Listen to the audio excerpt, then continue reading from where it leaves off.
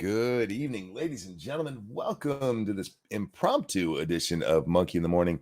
I wasn't going to be doing one tonight because, going on vacation, leaving here in just a few hours. But, my body had different ideas. So I'm awake. And I sat here and I started watching the Tucker Carlson interviews of the presidential candidates for the Republican nomination. And I'll give my overall thoughts on the ones that I have seen. I've only watched basically three and a half right now. Well, two and a half. I'm being honest. We're gonna watch one of them tonight. Hope you're well. Hope everybody's doing okay. I'm excited. I cannot wait to go on vacation here. Phoebe's a little nervous. Phoebe is a creature of habit, and we are acting weird. We have bags packed and by the door, and she's like, I don't know what this is, and I don't like it. So she's kind of squirrely tonight. But otherwise, yeah, we're pretty much set. Just need Lady Monkey to wake up and to hit the road. And in a Sunday, we will arrive in Virginia. So I'm looking forward to it. I really am. I love Virginia. It's a beautiful, beautiful state. Not going to see a whole lot of it. Probably going to be staying pretty much just at my father-in-law's house. We talked about going down to the beach. That is a 3-hour drive, basically one way. To just go look at the water is not all that interesting to me. I do have a friend down there that one year we'll plan to just at least go see and say hi to, that I haven't seen since high school. But anyway, hope you guys are well. Poor kitty, nah, she's fine. She'll be all right. She's not being left alone or anything. My son will still be here, so she'll be fine. All right. I guess we should just jump into it. The Blaze hosted a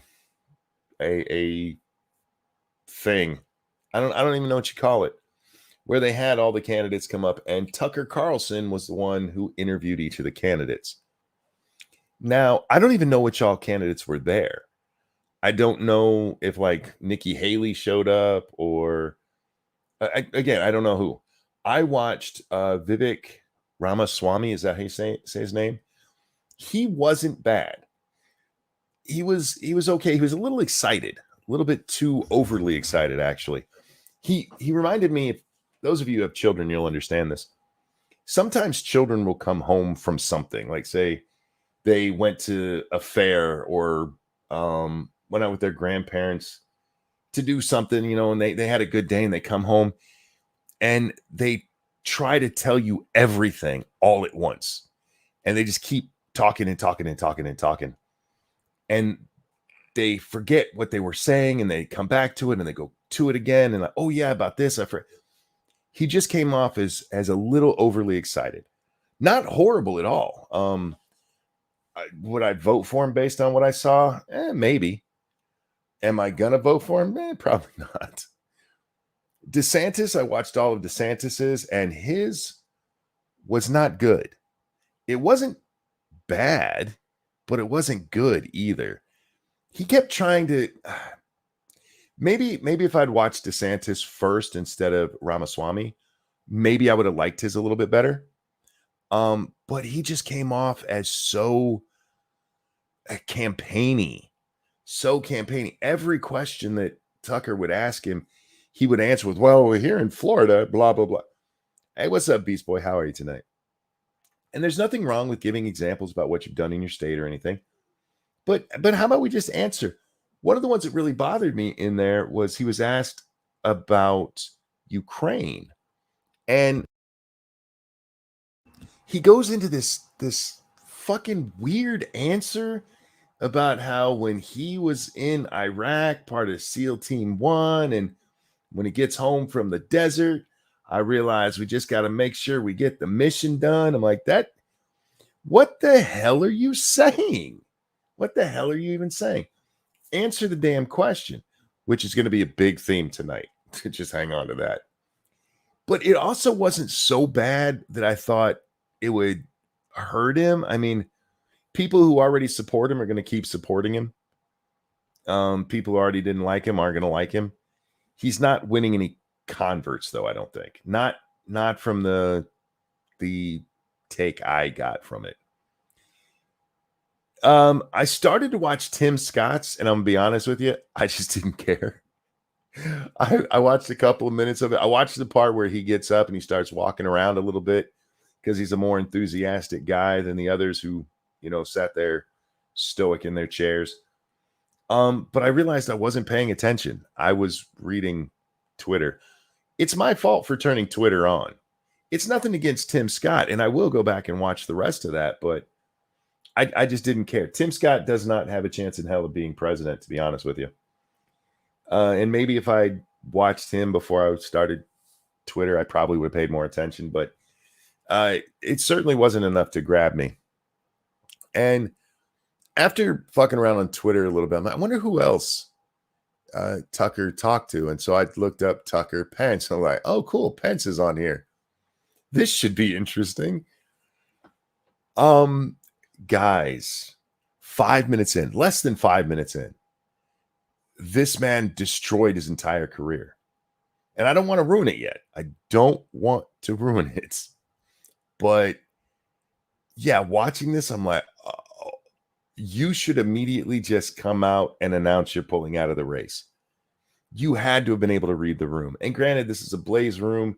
Probably didn't like Pence all that much to begin with, but his answers and lack of answers and so what I decided to do is like, you know what?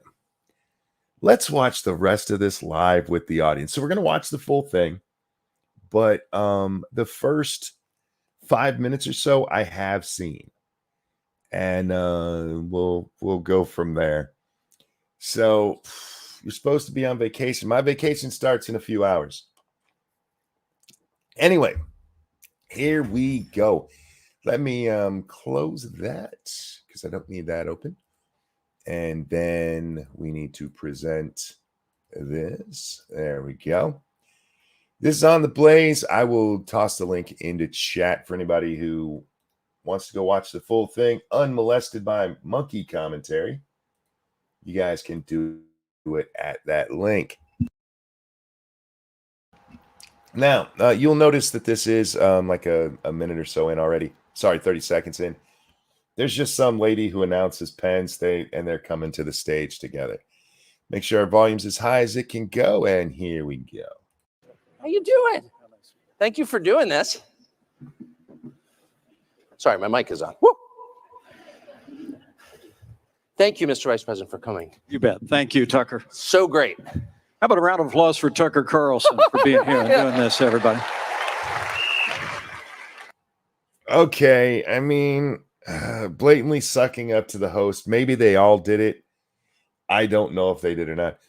Picture or audio's good, picture's choppy. Yeah, it's going to be that way. I'm on my AT&T internet. All we care about is the audio. We'll just have a slideshow presentation that goes along with it. So anyway, I just really didn't like that, and I don't know. Most of the ones that I saw, they were already just sitting down. I don't remember anybody else pulling this suck up thing. Maybe Pence was first, so he did it. I don't know. It just came off as like, really. But here we go. I thought I was going to get off easy. I got on stage. There was no Tucker. So, okay, I know Tucker laughed at that, but that's not a funny joke. Nobody Not Me says it goes downhill for Pence from here. He's not wrong. If you haven't seen this, it is really bad. My title of Mike Pence ends his career. I do not see how anybody donates to this man after this, unless you are some hardcore Pence supporter. But like anybody that could actually raise you any money, I just don't see it. But I'm getting ahead of myself. You know, there's a recession when one of us doesn't have a job. It's me. that would actually be two of us, Tucker. Actually, I'll start there. Are we in a recession? You know, I think there's a real possibility that it's already hit parts of the country. Yeah. Yes, we're in a recession. Yes, I mean, yes. Pence, it's okay to say it. It's all right to say it. It's Stacy's birthday. Is Stacy around? Stacy, where you at? Hey, look, Joe Biden comes into office, and along with Democrat majorities in the House and Senate, they launched a gusher of spending, $2 trillion in unnecessary spending that initiated the worst inflation in 40 years.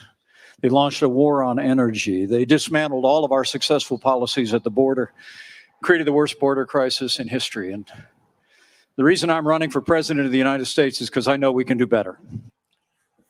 I realized you had to walk out on stage, but why are you already out of breath? Good God. And this is just petty stuff right now.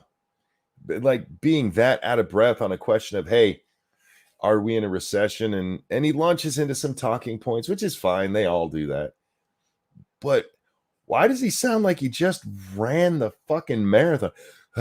They had some some Democrats in the House and Senate. Whew, somebody got my inhaler. Thank you, Frank. Hey, glad you decided to stream tonight. After next week, I won't be on overnights anymore, so not sure when I'll be able to catch you live again. I tried to get this in before the clip, but I was a little preoccupied. Oh, no problem, no problem. Thank you so much for the donation, dude. Appreciate it. And good luck on the new ship. Good luck on the new ship. All right.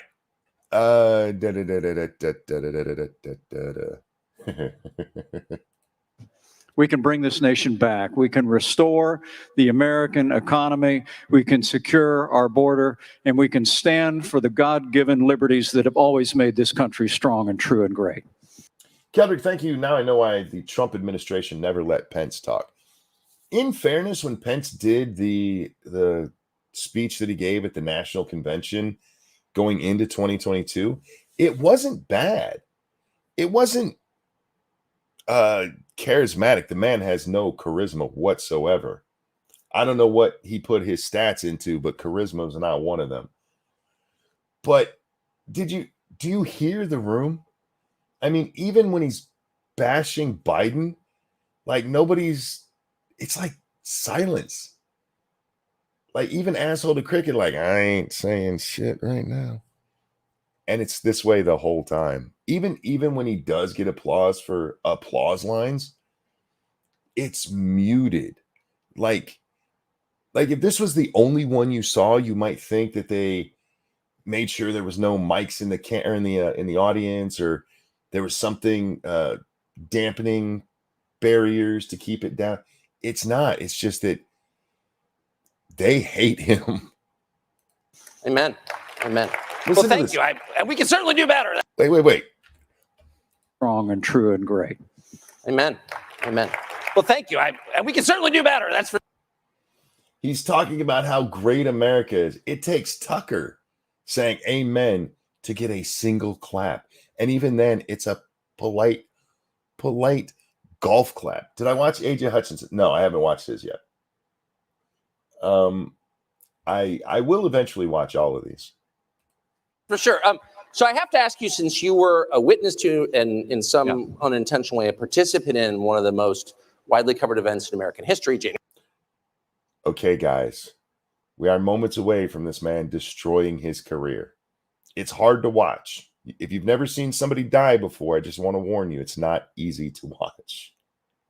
January 6th. What was that? Do you think that was an insurrection? Well, first, look, can I just take a moment just to say thank you to the family leader? Yep, that's what he said. You see him look down. I realize the video is choppy. That's why I gave you all the link. But he looks down, and he had to know this was coming. He had to know this was coming. And then he asks if he can say thank you to the family leader, which I don't know if that's like a title or something. But anyhow. To Bob Vanderplatz and the whole team here. And to our friends at Blaze TV, including my old friend Glenn Beck. We're standing here on a historic day in Iowa, when in just a few short hours, Governor Kim Reynolds would take to this stage and sign into law historic protections for the unborn. And I think all the members of the family leader here in Iowa prayed and worked and fought to bring us to this day. And it's an honor to be with you all. It really is. Okay. Now, so he just hit on abortion, the governor, family, praying, and once again, all he gets is this sad little fucking golf. Is it even a golf clap? But dude, nobody's here for that. Okay, nobody's here for you to suck up to people. But this was done on purpose because he knows his answer that's about to come up. This whole next section is just fucking horrible for him. He should have just bit the bullet. And I'll wait for the part that I want to say here. as to that day, let me just say, all I know for sure, having lived through it at the Capitol, is that it was a tragic day. Was it an insurrection? That was the question. Was it an insurrection? That's an easy answer. It was a tragic day. Well, it can be a tragic day and not be an insurrection. It can be a tragic day and be an insurrection. One of those two. Pick one, shithead. And you know what? I am going to say what I was going to say because now we've heard that, and it leads me into this. A lot of what he says here, if he would just say what he said before, where he's out there, he's not trying to suck up to Trumpies, he's not trying to suck up to Republicans. Just go out there and say what you actually believe. Hell or high water, at least then I could respect the guy.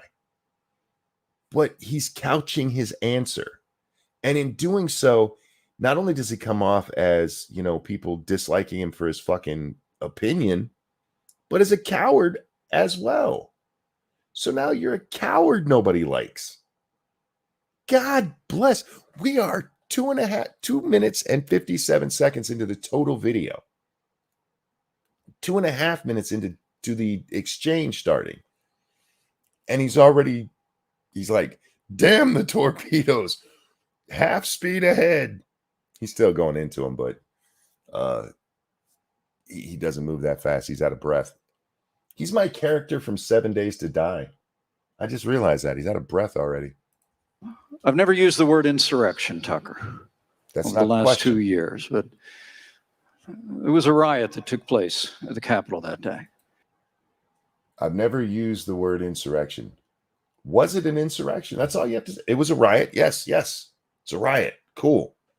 Was it an insurrectionist riot? I've never used the term insurrection. Then just say it's not an insurrection. Do you see what I'm talking about? See how fucking cowardly that was?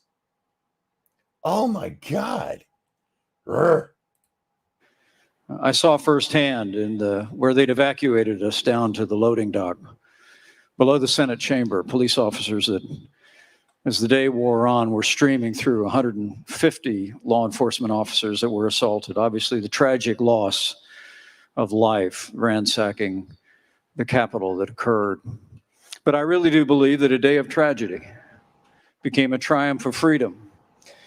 And I'll always believe that by God's grace, I did my duty that day under the Constitution of the United States of America and our institutions held. Even less of a golf clap there. So all he was asked wasn't an insurrection, and he goes through police, loss of life that day. I did my duty. What the fuck are you talking about? No. Bold sign. No. He's not going to ignore that. Just wait. You're getting ahead. When you say the tragic loss of life, who are you referring to? Well, obviously, Ashley Babbitt would come to mind immediately. What do you think of the fact that she was shot? Well, I just think it was a tragic moment, without question. What do you think about her getting? It was a tragic moment. Okay, we get it. You think the whole world was tragic that day. What do you think about this woman getting shot? It was a tragic moment. He'll go in depth. Oh wait, no, he won't. But I have to tell you that seeing people assaulting law enforcement officers, smashing windows, breaking let's review that. Without question. But I have to tell you that seeing people assaulting law enforcement officers, smashing windows, breaking into the Capitol building, it infuriated me. What'd you think of her getting shot? It was a tragic moment. But seeing people breaking windows, that infuriated me. What? Really? Of the two things that are brought up, one by Tucker and one by you, it's the smashing of windows that infuriated you? Kaz, I want to thank you for looking like Naked Gun. He's not very funny. That's true. I would have loved to have seen Leslie O'Neill. Leslie O'Neill, right? Is that his name or is Leslie Neal? I think it's fuck. The dude from Airplane. I would have loved to have seen him live long enough to parody this guy. Anyway, some of my best friends are Windows, right? How the fuck do you, without, just, okay. Leslie Nielsen, thank you. Leslie O'Neill was a played for the Chargers. Let's just say that his answer for Ashley Babbitt is, it was tragic. That's all he has. That's all he has, right? Just, it was tragic. Okay. You stop there and you let Tucker ask about more of that day. You don't go from, yeah, she was shot and it was tragic, to them fucking windows being broke. That I was so mad I kicked my damn dog over the windows and she broke a window. Did you guys catch that? Did you guys catch it? Because what happens to Ashley Babbitt right before she's shot? The windows broke and she climbs through, right?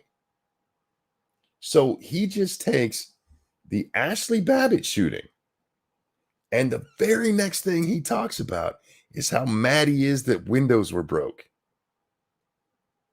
I can't be the only one who caught that, right? Right? That's where this man went. Oh my God. And he's not done digging. And it's very likely that the restraint that was shown by law enforcement officers saved lives that day. Yep.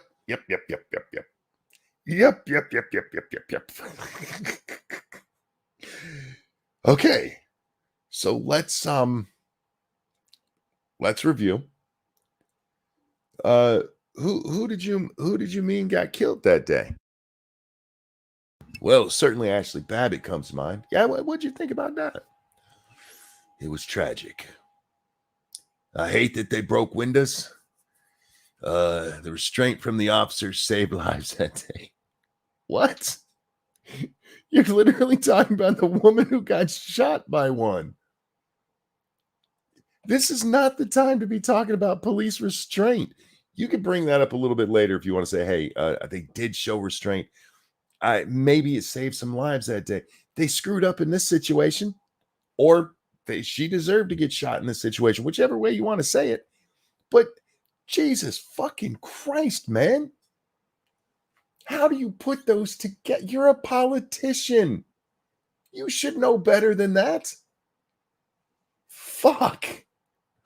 So he just lost any part of the Republican Party he still had, except those who claim to be Republican but are like Joe Walsh, who've come out and already said that they're going to be voting for Joe Biden because reasons.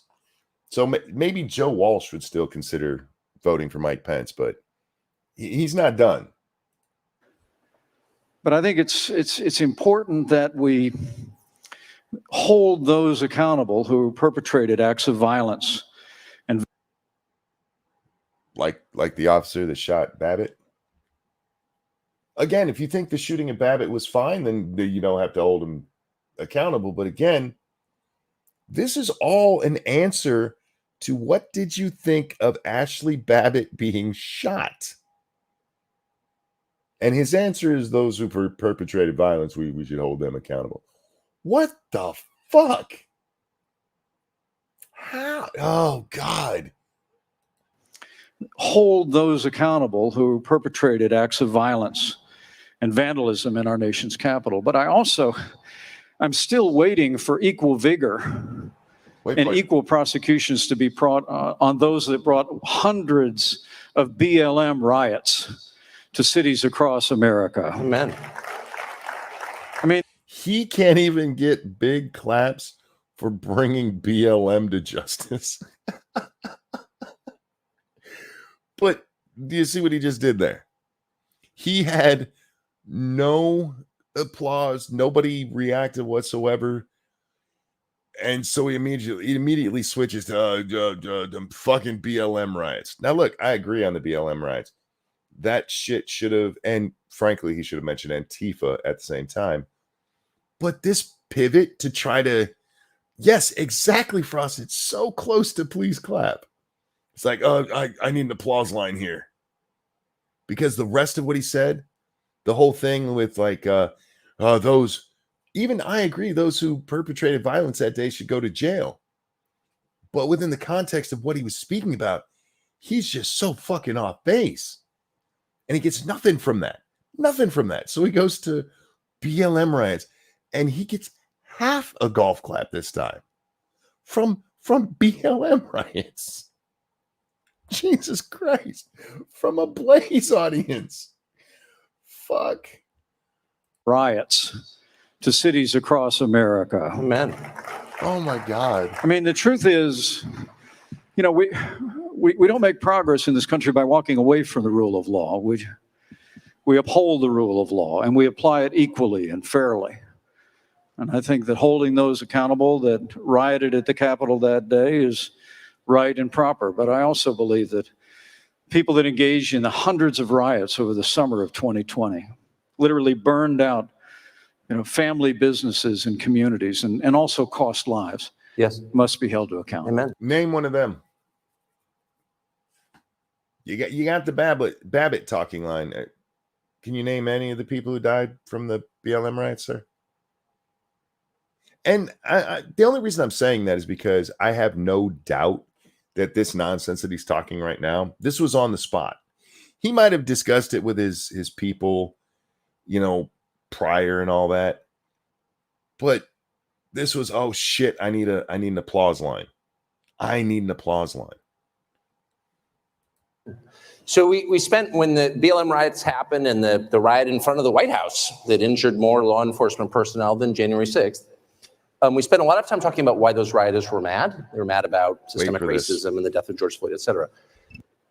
Why do you think the people who swarmed the Capitol on January 6th were mad? And why haven't we talked about that? Well, first off, I would tell you that I think the January 6th committee was a partisan committee in the Congress of the United States. Yep, that's his that's how he starts his answer. He has more, don't worry, you guys. But we talked a lot about why BLM was angry and why they were rioting. We haven't really talked about why the January 6th people were. Why do you think they were? And his answer, I shit you not, for those of you who just weren't paying attention, was the January 6th committee sucked. What? What the fuck are you talking about? Again, he's not wrong, but what the fuck does that have to do with the question? You were asked, why were they upset? By the way, he asked other, I saw his, the Vivek Ramaswamy. I'm going to learn to say that name. I swear to God. But he was asked the same question and he answers it beautifully. If you haven't seen his, by all means, watch it. I think he's the only other one that I saw. And remember, I only watched him and DeSantis all the way through. But he didn't ask DeSantis that question.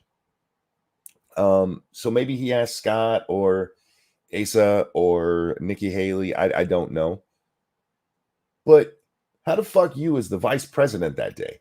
You ain't got an answer for this. You don't immediately go, well, they thought that the election was stolen. Which, by the way, is not what Ramaswamy says. What he says is that people's voices aren't being heard, that they're being told they can't ask questions. I am paraphrasing, but They're told that they're not even allowed to answer questions. They are told that they just have to go along, and they feel that they don't have a voice, so they lash out. He's not wrong. But anyway. And it failed its historic mission. It's Of historic bringing the mission. facts forward. Yep. And I know your commitment to bringing all the facts to the American people, Tucker. And I know. Let me suck up to you again real fast before I stick my foot back in my mouth. We're grateful for that. The truth of the matter is, as some. Wait, can we go back? Let's. I know. And it failed at the United. Listen. I think the January 6th committee was a partisan committee in the Congress of the United States. And can you imagine a Republican at a Republican event not getting massive applause there to where they have to pause? Thank you, Dixie Rose. How can he see the destruction from the damn loading dock underground? Hey.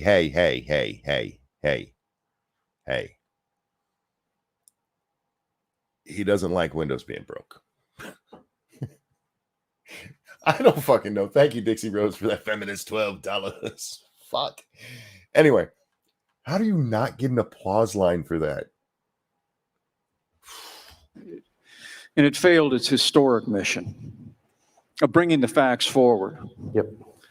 And I know your commitment to bringing all the facts to the American people, Tucker. And I know we're grateful for that. The truth of the matter is, as some... Telvin says, Pence be like, please clap. Yeah, you guys can say that all night in chat, or at least the part that I've watched, and we're coming up to the part where I stopped watching. So far, the whole thing is like that. He is just desperate for, and you can hear it. For those of you who don't pay attention to a lot of political speeches, these guys write in applause lines, and they actually give themselves notes that say hold for applause, or will just say applause. And he's clearly doing that throughout. Like right there, he holds for a beat because he's expecting applause. That's how much they fucking hate you. And he doesn't make it better. Members of the staff of the January 6th committee said after it adjourned, they spent all their time focused so much on one individual and on placing blame that they spent very little time focusing on law enforcement failures that happened that day and intelligence failures that happened that day. And I hold to the view that we can never let this happen again. We can never allow the capital of the greatest nation on earth to be subject to a riot for any purpose, for any motivation. And for that reason, we need to understand why law enforcement that day was not better equipped. Yeah. All right. Mike, that is still reacting. Frank, thank you. I just realized he looked like Cotton Hill with shins. Also an 80s action movie villain. Okay, not sure. Who's Cotton Hill? The need for law enforcement, we all know it. We all know they dropped the ball on that, right? We all know that. But how do you keep from getting to the point where you needed law enforcement? He can't even answer that question. How do you keep from having people so angry that they want to rush the building? How do you do that? That's the real question, fucker. That's what you were asked. You were asked, why were they mad? And your answer right now is, the law enforcement didn't do their job right. Which I'm not going to disagree with, but that's not the answer to the fucking question. That is out of the, it's not even in the same city as the ballpark of this fucking question. Christ. Thank you, Frosted Glass. Cotton Hill, played by Leslie O'Neill. Thank you. Thank you so much. Yeah. Better prepared where the intelligence failures were. And I believe that in time we'll have those answers. Amen. But I wonder, though, again, about motive, since these were, and I'm not excusing any act of violence ever anywhere, including on January 6th. However, they weren't. I will also say this. From what I've seen so far, and again, I haven't watched very many.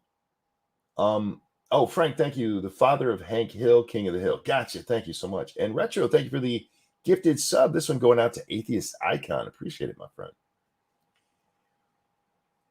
I haven't seen him have to bring somebody back to the question in any of the other interviews that I watched. And again, I've only seen 2 all the way so far.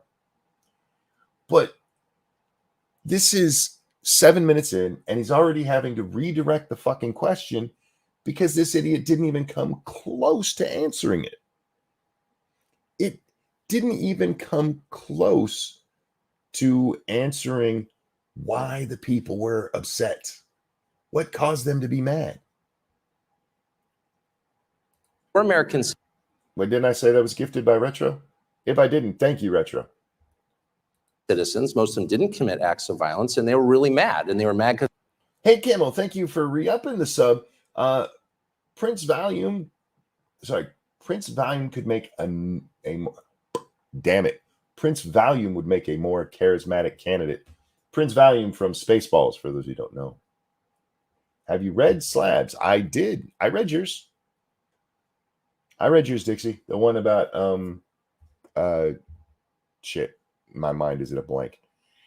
The shit. How he saw it underground. That's what the question was. All right. Back this up just a tick.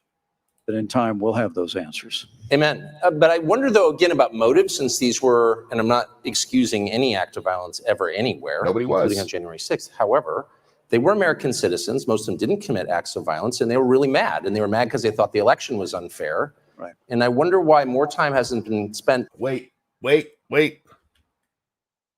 6th. However, they were American citizens. Most of them didn't commit acts of violence, and they were really mad. And they were mad because they thought the election was unfair. Right. And they're mad because they thought the election was unfair. And this fucking prick who just had the ability to say that, like, right, just under his breath, kind of, right? You fucking prick. See what I mean by cowardly? Oh my God. And I wonder why more time hasn't been spent by either party reassuring Americans that our elections are real, that all votes are counted, that the electronic voting machines, which no one seemed to trust 10 years ago, now are infallible, why mail-in voting is a good thing. Like, why doesn't anybody try to reassure the public that the mechanics of voting are legit? And are they? Do you think the last election was fair? Well, okay. For the record, much of my adult life, we've had the ability to do electronic voting. And every so often it pops up as a thing where people go, this can't be trusted. And it wasn't until this last election where suddenly it was the most secure thing ever. You were always able to question it, to the point where electronic voting is supposed to kick out a paper ballot. Not that that means that what was entered is the same thing that comes out on that paper, but still. as I said on January 6th in my communication to the Congress, and I've said many times since, there were irregularities in the 2020 election. There's no question. There were about a half a dozen states that changed the rules of elections in the name of COVID. Yep. And that undermined public confidence in the outcome of our elections. Partially because some of those changes were unlawful. They were unlawful. And at the beginning, they were like, no, see, the Pennsylvania Supreme Court upheld it. And now years later, when it's been overturned and said that they were full of shit, you didn't see the big hubbub about how it was nonsensical. But in all seriousness, the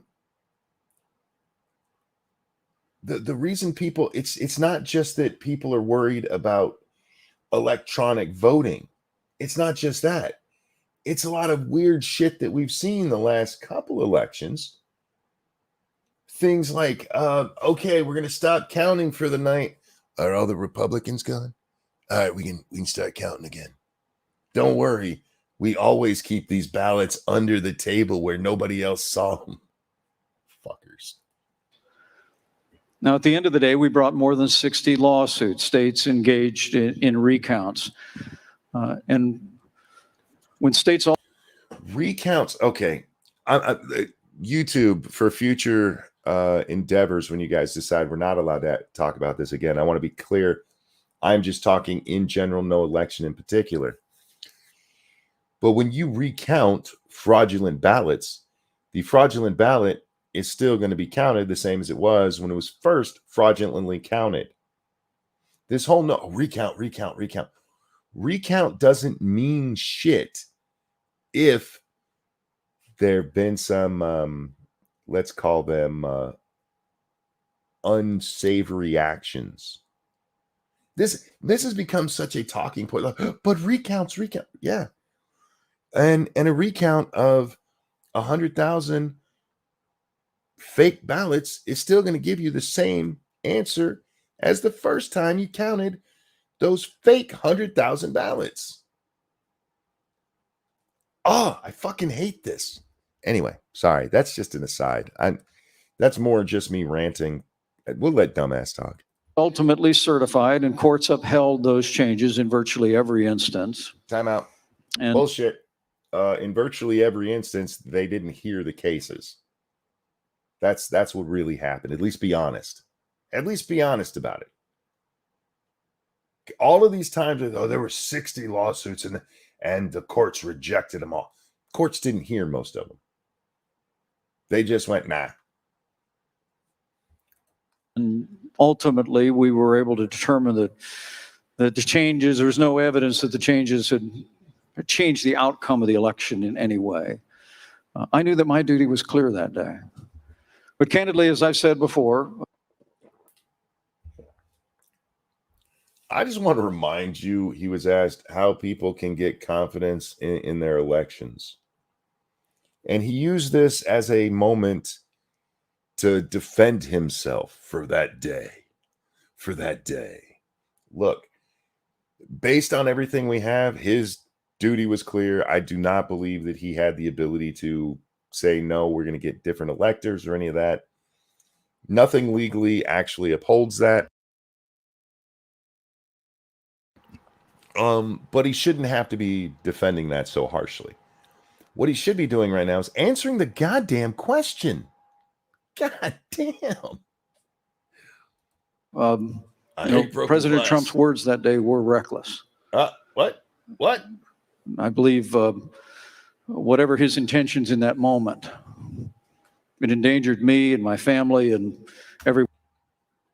All right, we're going to do a multiple choice here. Do you think he will, A, quote the parts that Trump said that were so reckless and dangerous, that put his family and him in danger? Or B, just say it and move along as though it meant a fucking thing? Everyone that was at the Capitol that day. I believe history will hold him accountable. Time out. Wait a second. We got to go back just a second. Listen. Everyone that was at the Capitol that day. Got to go back for a little further. I believe whatever his intentions in that moment, it endangered me and my family and everyone that was at the Capitol that day. Nonsense. Because technically AOC was in the Capitol complex, but she was perfectly safe the entire day. Just throwing that out there. The only thing that endangered her was a police officer who was looking to keep her safe. I believe history will hold him accountable. No, it won't. For that. Because you're nonsense. Just as the law will hold everyone that engaged in acts of violence. But to the rest of us who weren't there, who were just participating or trying to in our democracy, 10 years ago, Democrats said, look, electronic voting machines can never be secure. And of course, that's obviously true. Anything electronic can be subverted. Real countries don't use electronic voting machines. Are you confident that a country with electronic voting machines, ours, can have an election that you're participating in that everyone can trust? He just had to clarify the question even more. And here we go. He's going to answer it for real this time. Well, I believe we can, but I welcome the fact that since 2020, Republican-led states around the country have enacted election integrity reforms. I'm somebody that believes that, and Indiana was the first state to do this. I'm somebody that believes that you ought to be required to give a picture ID when you go in to vote. We ought to have voter ID in every state in America. Another red meat talking point, and he gets a golf clap. Okay, hear me out, Mr. Vice President. You were asked about electronic voting. Electronic machines where you go, boop, boop, boop, push the buttons on the screen for your candidate. You can do that with a fucking ID card, you dumb sumbitch. But with regard to voting machines, I would tell you we had them in Indiana, but in Indiana and elsewhere, they produce paper ballots. They produce paper ballots based on what you printed or what you pushed and what the machine took in. So let's say, for argument's sake, there's two candidates on the ballot, A and B, and you press A. Well, when it shoots out the ballot, if the machine read it as B, it's going to point it out as B. You guys ever had any computer issues ever with anything you own? Anything? I mean, it's very rare that computers have any issues. I know. But you guys ever had any issues? I don't trust electronic voting. Never have. Ever. I think all ballots should be paper ballots. And they should just have to count them. You can have a counting machine, and then a recount makes sense. Because right now, as it stands, like I said, if you're going to be pushing, okay, I wanted Donald Trump, and I wanted Mike Pence, and I wanted, what else was on the ballot that year? I don't even remember. But okay, and you push those in there, but the machine, for some reason, reads it as Kanye West and Nick Fuentes, then the paper ballot's going to say Kanye West and Nick Fuentes. Counts were taken in states around the country. And I think it's absolutely essential that we do everything in Indiana and elsewhere. They produce paper ballots. Recounts were taken in states around the country. And that's why I wanted to have you guys hear that, because he does mention the recounts. Again, see my previous critique of recounting. And I think it's absolutely essential that we do everything in our power to restore public confidence in the one person, one vote principle at the heart of this republic. Why not just get rid of electronic voting machines and call it a day, and then we don't have to debate it? Yeah, 100%. Amen.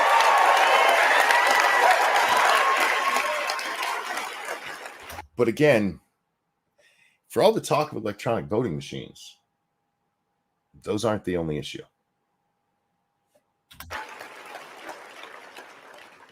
Well, I would certainly be open to that. Is there a downside? Fucking Tucker. But what I believe Tucker just laughed in his face. How fucking great is that? I would certainly be open to that. No. Yeah. Why not just yes or no on that? Why not? No, I think they're okay. We might need to clear some stuff up, but they're a good thing. Or yeah, we should get rid of those.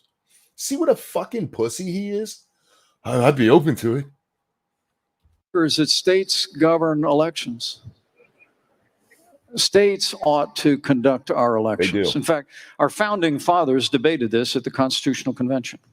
And it was one of the reasons why I believe that my duty was very clear on that day.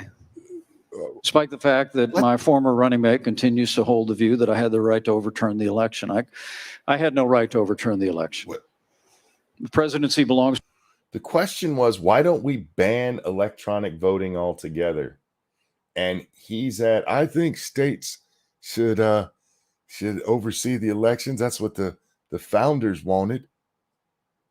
And what the fuck? This guy.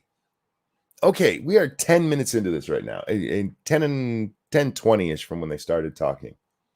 Nobody's voting for this guy. Nobody. At all. And I do know from a clip on Twitter, which I didn't watch. I just saw that it was about a different subject that's coming up in a little while, where he doesn't stop digging this fucking hole. To the American people and the American people alone. I had no right to reject or return votes that day. And Kamala Harris will have no right to overturn the election when we beat them in 2024. Like six But this people principle clapped. of state control of elections. By the way, this is where I stopped watching. I heard the Kamala line. I'm like, nah, fuck this. I got to talk about it. But even saying they won't have the ability to overturn it either. Okay, I guess. I mean, you're saying words. I realize because you did the finger point that I'm supposed to be all kinds of worked up about it. In 2024. Yeah. But this principle of state control of elections is absolutely vital. I mean, we've got to. But state control of elections, and look, I get what he's saying about he had no right to overturn. And again, I do agree. But we can outlaw things. We can say no because this is not. Let me give you an example, right? The states, they get to do their own elections. They cannot then come in and go, all right, what we're going to do for this election is we're going to have John and Bob. They're going to be up here. John is a Republican. Bob is a Democrat. And we're going to have them fight to the death. And whoever wins, their candidate gets all the votes from our state. They have a lot of leeway. But the feds can also step in and go, okay, look, these machines, we cannot guarantee that they are on the up and up, that they're reliable, and that I'm in. Depends on who John and Bob are, Frosted. But you could come in and say these cannot be used in our country as they're not reliable. You could do that. And the states would then be like, oh, okay, we'll have to use different machines. That's it. That's it. No, the states get to choose it. You fucking pussy. One of the very first bills that Nancy Pelosi, Chuck Schumer, and Joe Biden brought to the floor of the Congress was a bill to nationalize our elections. That's not the same It's what thing. Essentially brought me off the sidelines. It was the first thing I spoke publicly against after I left my role as vice president of the United States, because we're not talking about nationalizing the fucking elections, you retard. We're talking about taking something that can be used nefariously and removing it from our election system, dickhead. You never want Washington, D.C., or any one person in Washington, D.C. deciding our elections. And the truth is that one of how in the fuck would you say, hey, we can't have these machines anymore? Be one person deciding elections. This guy, 11 minutes, and he hasn't said fuck.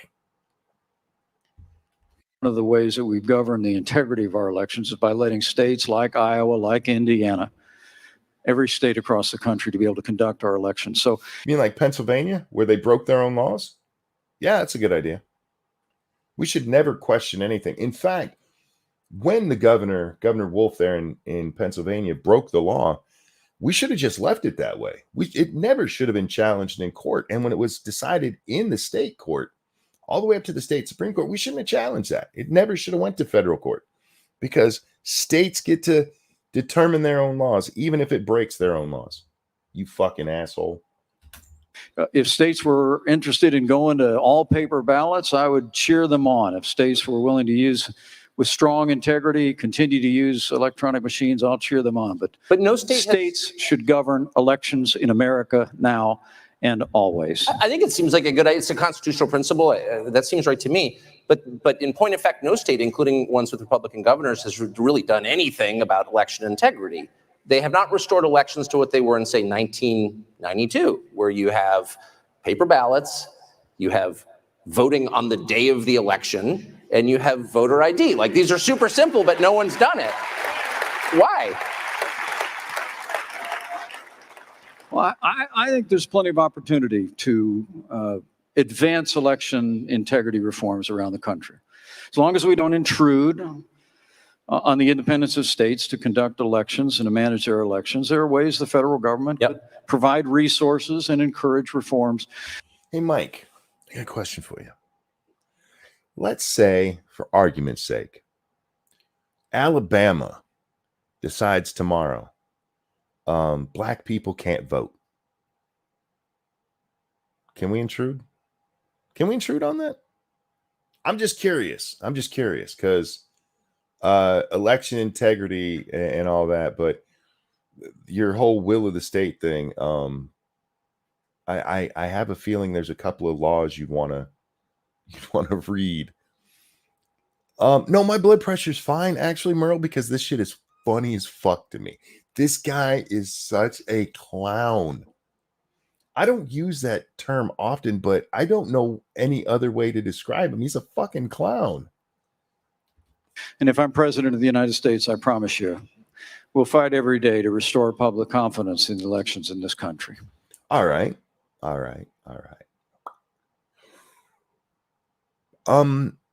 You know how you can restore government or confidence? This is just being honest. You could run a massive media campaign.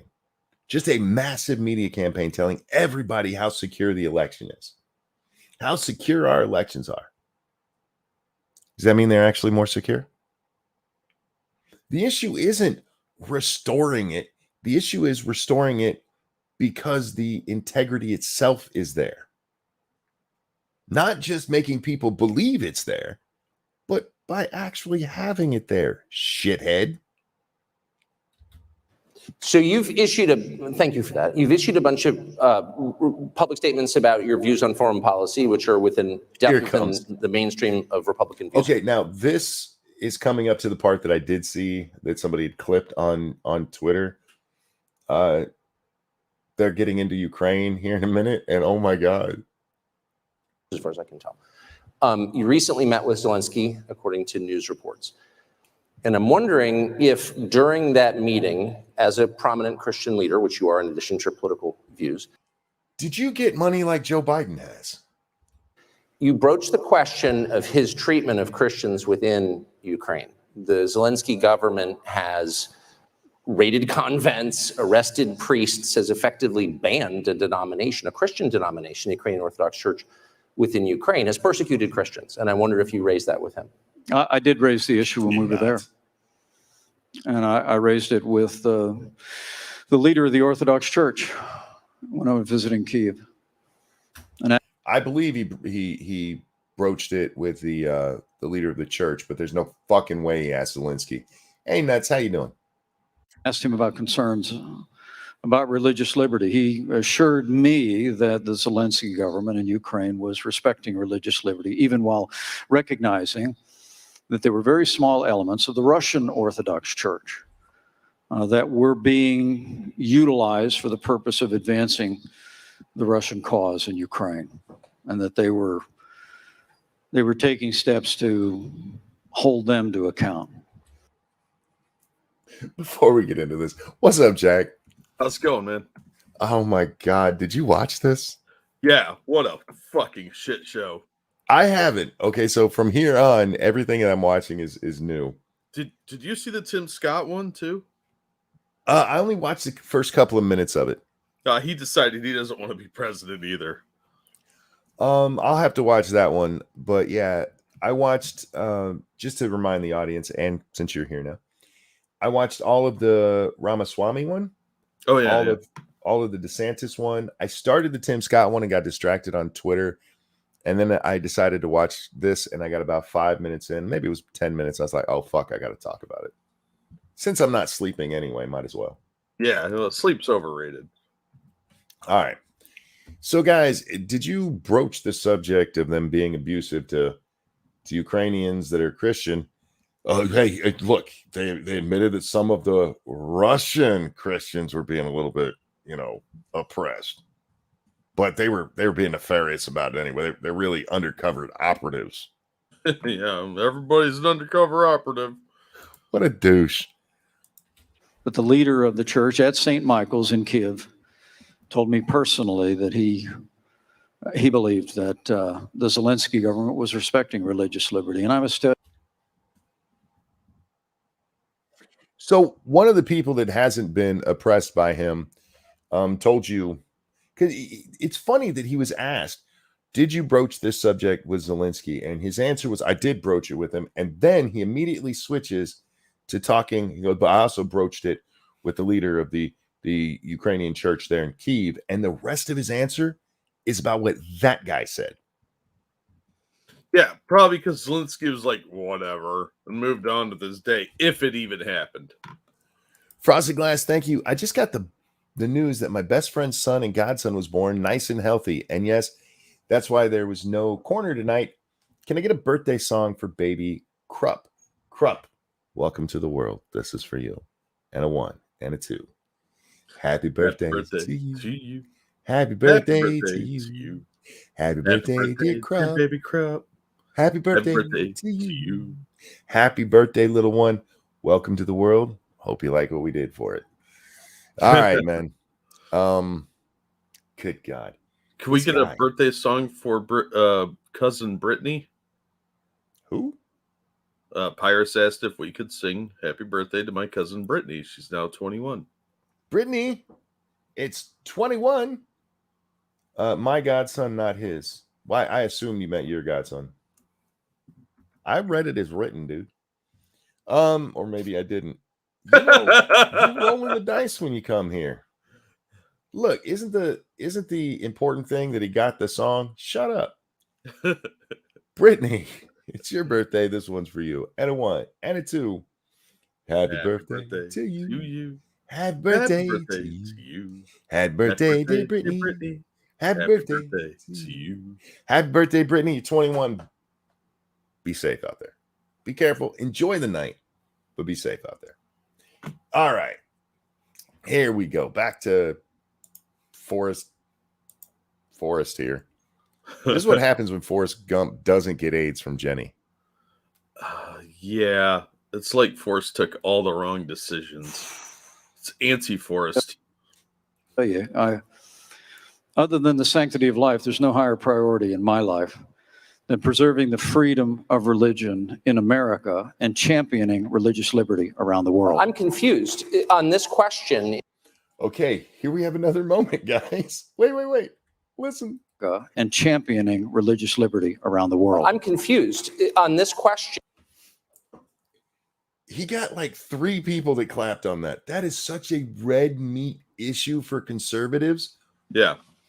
And under normal circumstances, the room would have lit up and Tucker would have had to stop and wait a second to ask his next question.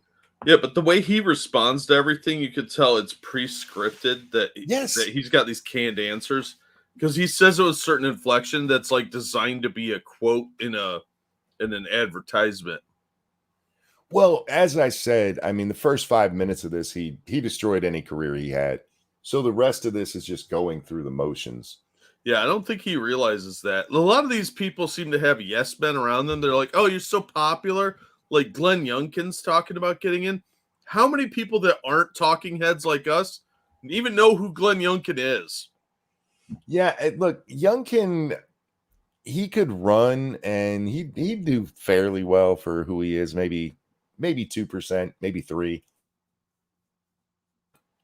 But nationally, he has no name recognition, and there wasn't enough issue in Virginia in 2021 when he wins his election.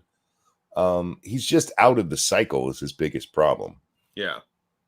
But anyway, and this isn't 92 when a Southern governor can pop up out of nowhere, or even 76. So, yeah, anyhow. that's true. It's very clear that the Zelensky government has arrested priests for having views they disagree with. That's not consistent with religious liberty. It's an attack on it, and we're funding it. And I'm just wondering how is it, and I don't mean to be disrespectful at all, but I sincerely wonder how a Christian leader could support the arrest of Christians for having different views. Well, what I can tell you is I asked the Christian leader in Kiev if that was in fact happening, and he assured me that it was not. You mean the guy in the country where if you're espousing the wrong views, you get arrested, told you that's not happening? Right? I'm shocked. I suppose if Mike went over to North Korea and asked, are any of you being forced to vote for the Kim family? everybody would say no. And he goes, see? Yeah. They told me no. Yeah, especially when it's pretty obvious that some of our politicians are getting paid off by the Ukrainians. Biden, you're telling me that, like, oh, so politicians here are super corrupt, and you're coming here asking me if our people are going missing? Yeah, I'm totally going to tell you the truth, dude. Yeah. Okay, sure thing. Sure. Jesus Christ. Mikey, what are you doing?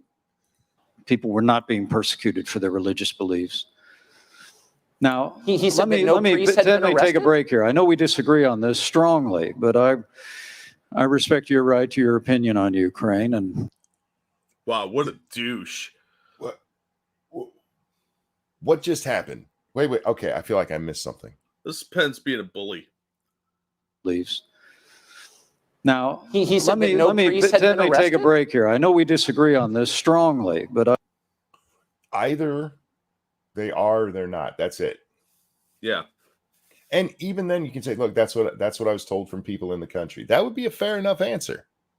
Yeah, and here be full he's of like shit, but- pulling the dad voice, like, we need to just stop talking about this because it's obvious we disagree, and I don't really want to answer any more questions on it because, I might be held to that. Asshole. I respect your right to your opinion on Ukraine, and I trust you'll respect mine. Look. Oh, What? wow. What a douchey way of saying it. We're not talking about this anymore. I don't want to answer these difficult questions. How dare you ask me these? Look at that way he's extending his arm like, no. What he's talking about now, though, is Ukraine as a whole, which they haven't even got to yet. Yeah. No, he's not going to let it get that far because, we're just not going to talk about Ukraine anymore. That segment's done, sir. Move along. And that extending his arm thing there, that's so controlling. Look, I've been to Ukraine now twice. My wife and I traveled into Ukraine a month after the initiation of hostilities. We traveled then with a group called Samaritan's Purse, providing Christian relief to the millions of Ukrainians, women and children of every age that had to flee that country in the face of the unprovoked Russian invasion that began a year and a half ago. Okay.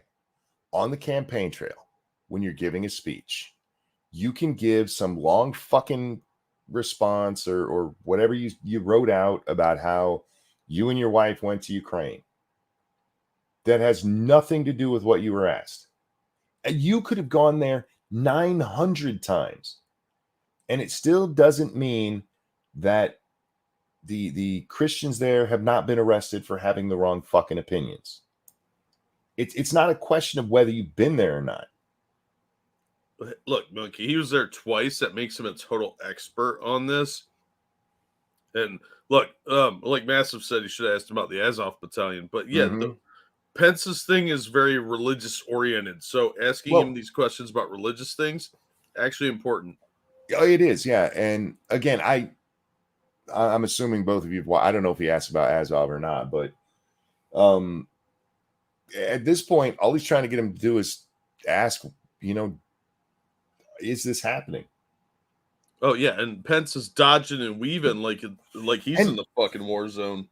Again, notice he didn't say that Zelensky, because he specifically was asked if he's talked to Zelensky about this, and he didn't say, "Hey, Zelensky told me it wasn't happening." He said the leader of the church in Kyiv said it's not happening. Yeah. Well, what did Vlad say? You had that discussion. You told us you did. Told the fuck off. That's what he said. He said, "Who are you?" Yeah. Mind your own business. I did return, took an 11-hour train ride into Kyiv. Also, again, with Samaritan's Purse, we not only met with government leaders, but we met with Christian relief workers. We're literally rebuilding homes of people in small towns, little hamlets, that a year ago were being shelled by Russian tanks. All the people in that community were just sitting in their homes. Are these the Russian tanks we were told were stalled outside of Kiev forever?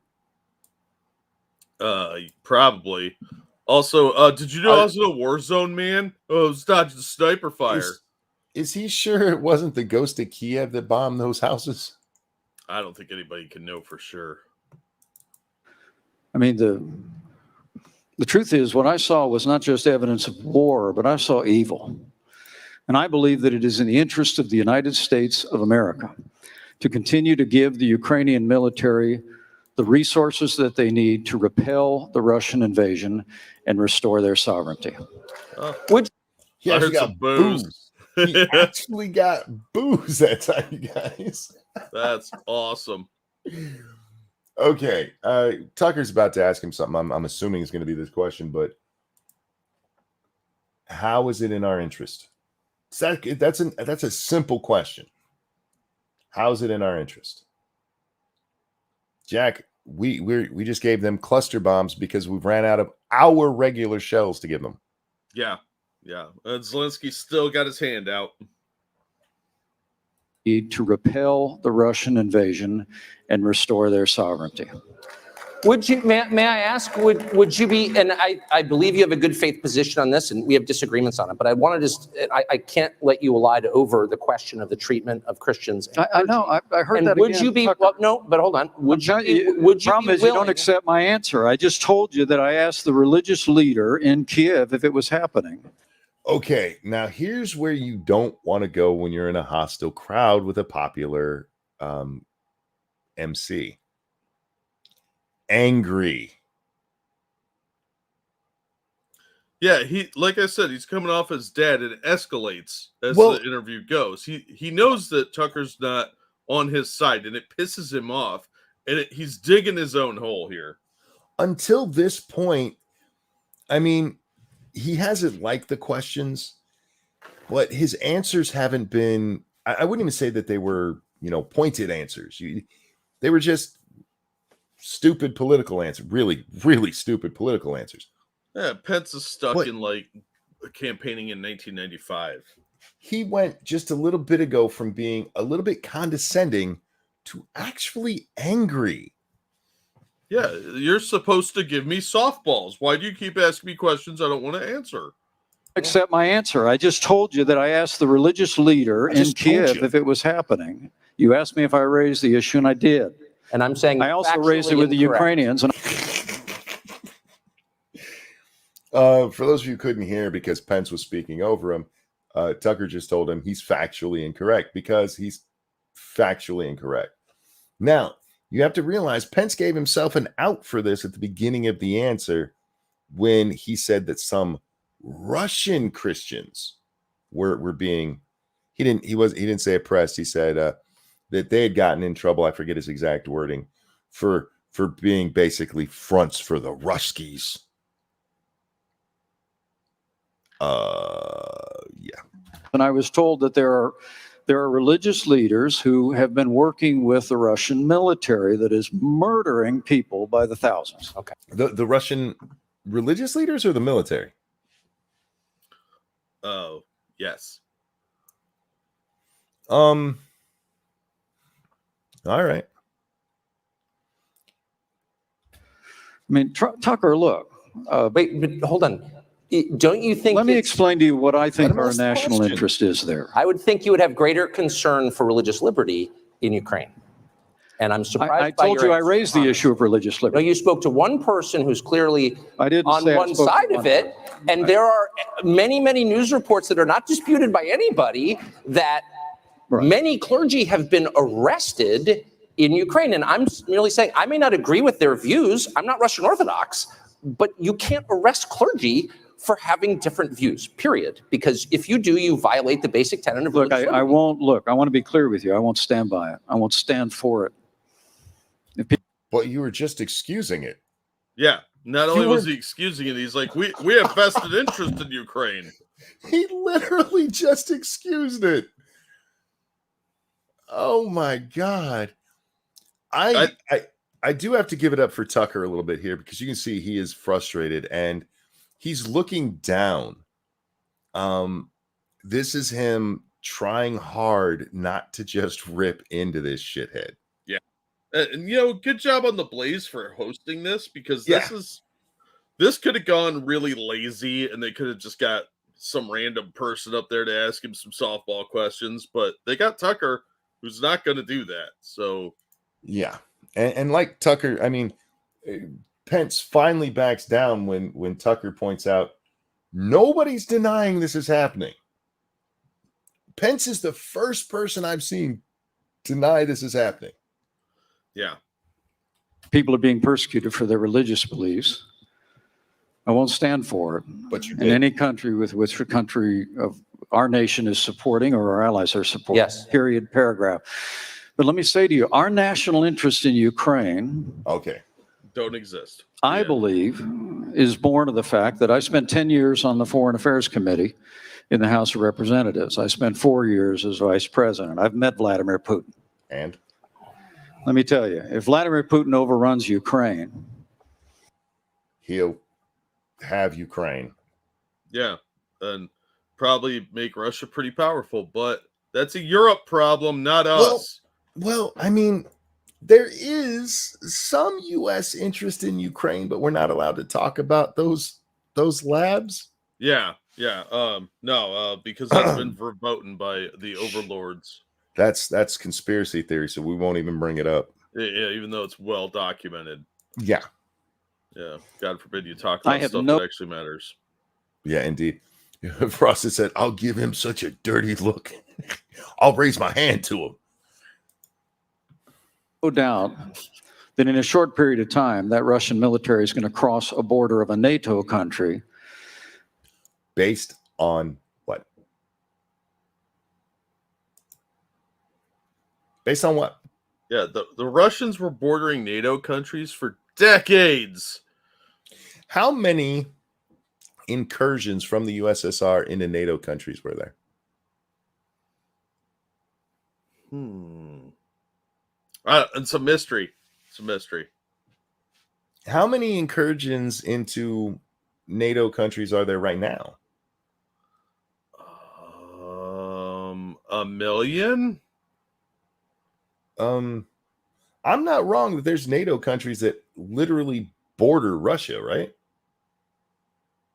Pretty sure, yeah. Huh. Interesting. All right. Yeah, like they're at least bordering allies of Russia, like Belarus. Yeah. So, but we've seen no actual incursions. But if they get Ukraine, somehow that'll all right, I guess. I don't know. If Europe is so worried about this, they should be dealing with it themselves instead of making us do it. You don't like it, Germany? You send shit in there. We don't have to get involved in any of this. We are not world cops. We never should have been.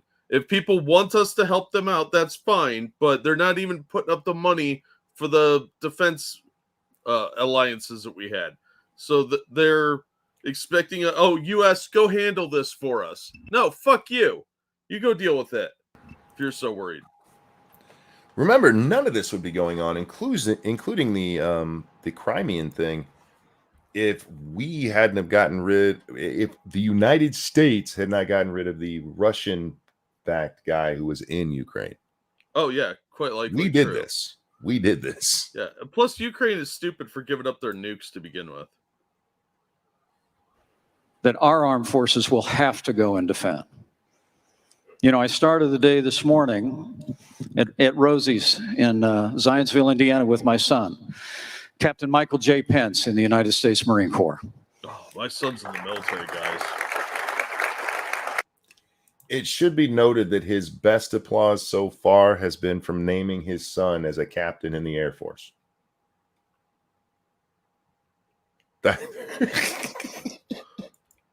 Wow. My son's a fighter pilot. My son-in-law is a Navy fighter pilot. Sorry, in the Navy. My bad. In the Well, Navy. I never want to see American armed forces in Ukraine. I want to give the Ukrainian military what they need to fight and repel the Russian invasion. I think we need to stop them there so that our men and women in uniform are never called upon to stop that Russian military when they cross a border that we would have to defend. So you Where? Why haven't they done that yet? Do you really think that the only reason that the Russians have not invaded, say, Poland, is because they just need Ukraine in order to do it? Isn't Ukraine, the top of Ukraine, all Russian supporting countries? Yeah, Belarus and the other one nobody cares about. So they're surrounded by Russian supporting countries that have never given them a problem. So Not in recent memory. They could, in theory, roll up through there right into Poland. Yes, they could go right through Belarus. But they just need that giant landmass in the way first. I mean, I guess. Well, I mean, by this logic, we should be sending troops over to Taiwan because China might invade it. Mm-hmm. This is a lot of ifs, ands, and maybes. We should, we should. Anybody who disagrees with us, we should just go and invade right now. Well, not invade.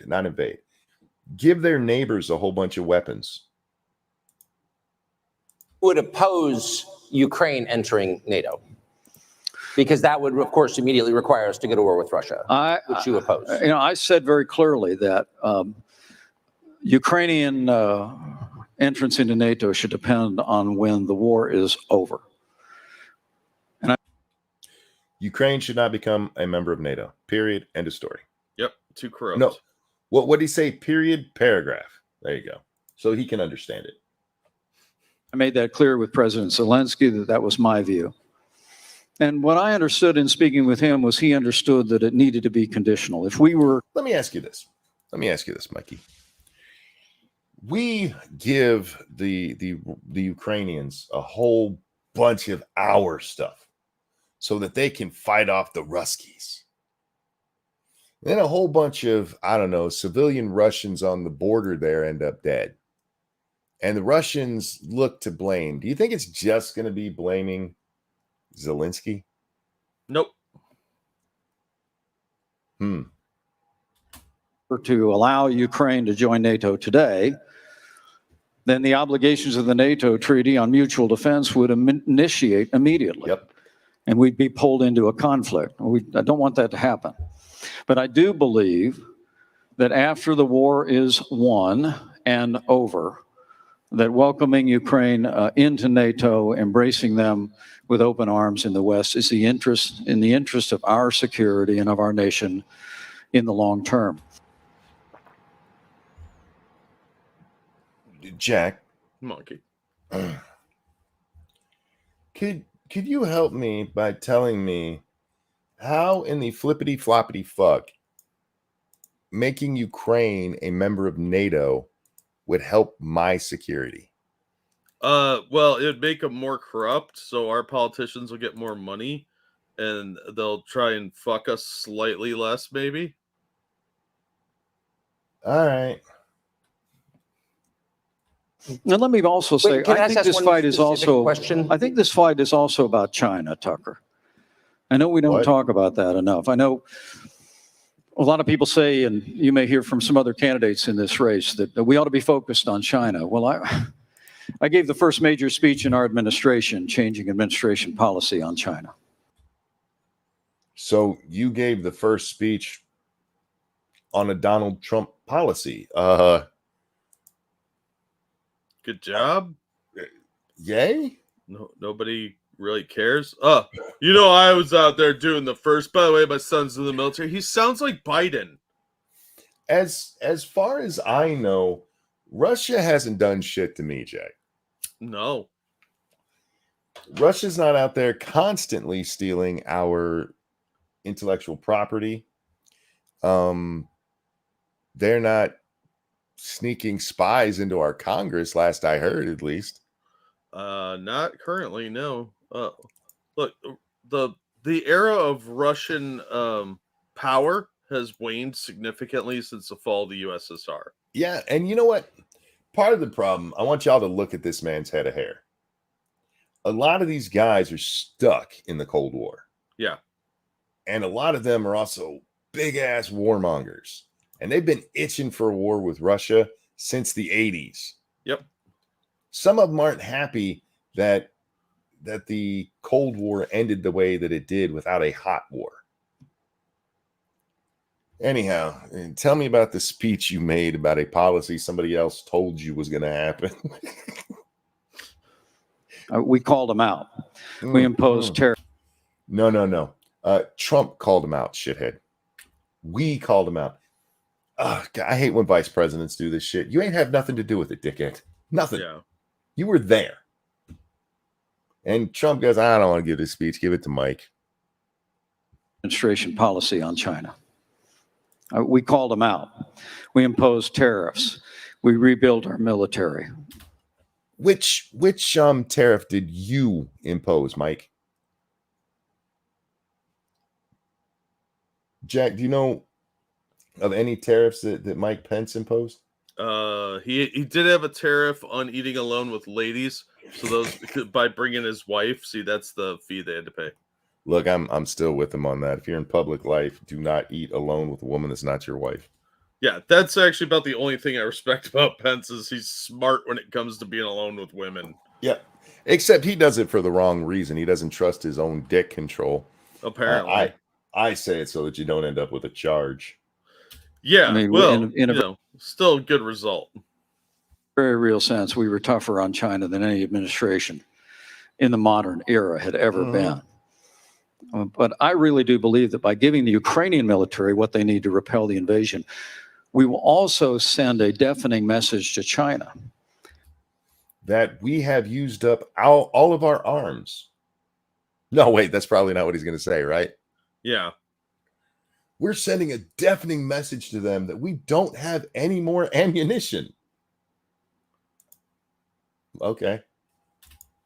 That America and the free world will not tolerate China's military ambitions in the Asia Pacific, or their intention that becomes more clear by the day against Taiwan or any other place. But I really do believe peace comes through strength, and you want to give even more of our military assets to the Ukrainians so that we'll be strong? So that strength that we projected through another country that we've given away, because they're not going to give that shit back at the end.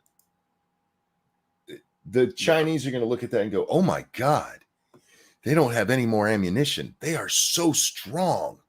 We better not fuck with them. Yeah, that makes sense, Mike. That makes a ton of fucking sense. More like the Chinese are like, look how weak the Americans are. They have shitty leadership. They're giving away all their weapons. Now's a good time to go on a war path.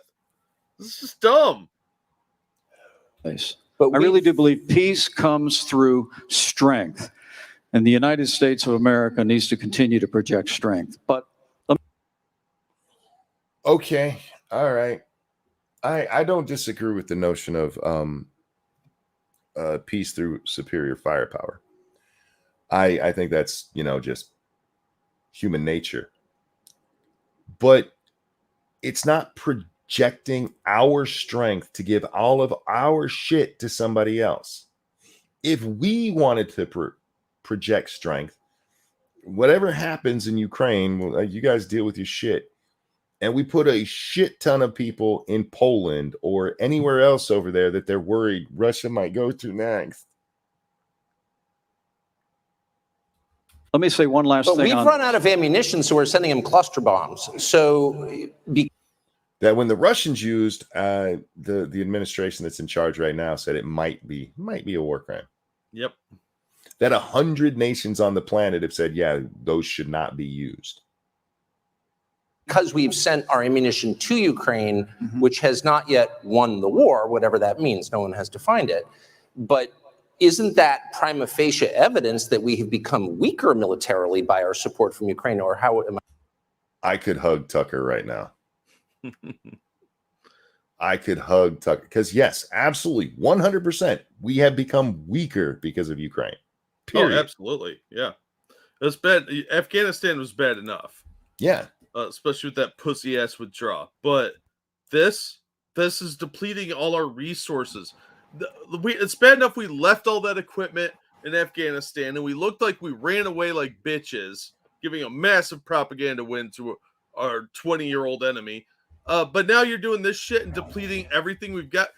I'm telling you, if this doesn't look like we're internally being sabotaged by our own people, whether they're on the take from China or just ludicrously incompetent, I don't know what to tell you, because this is fucking crazy.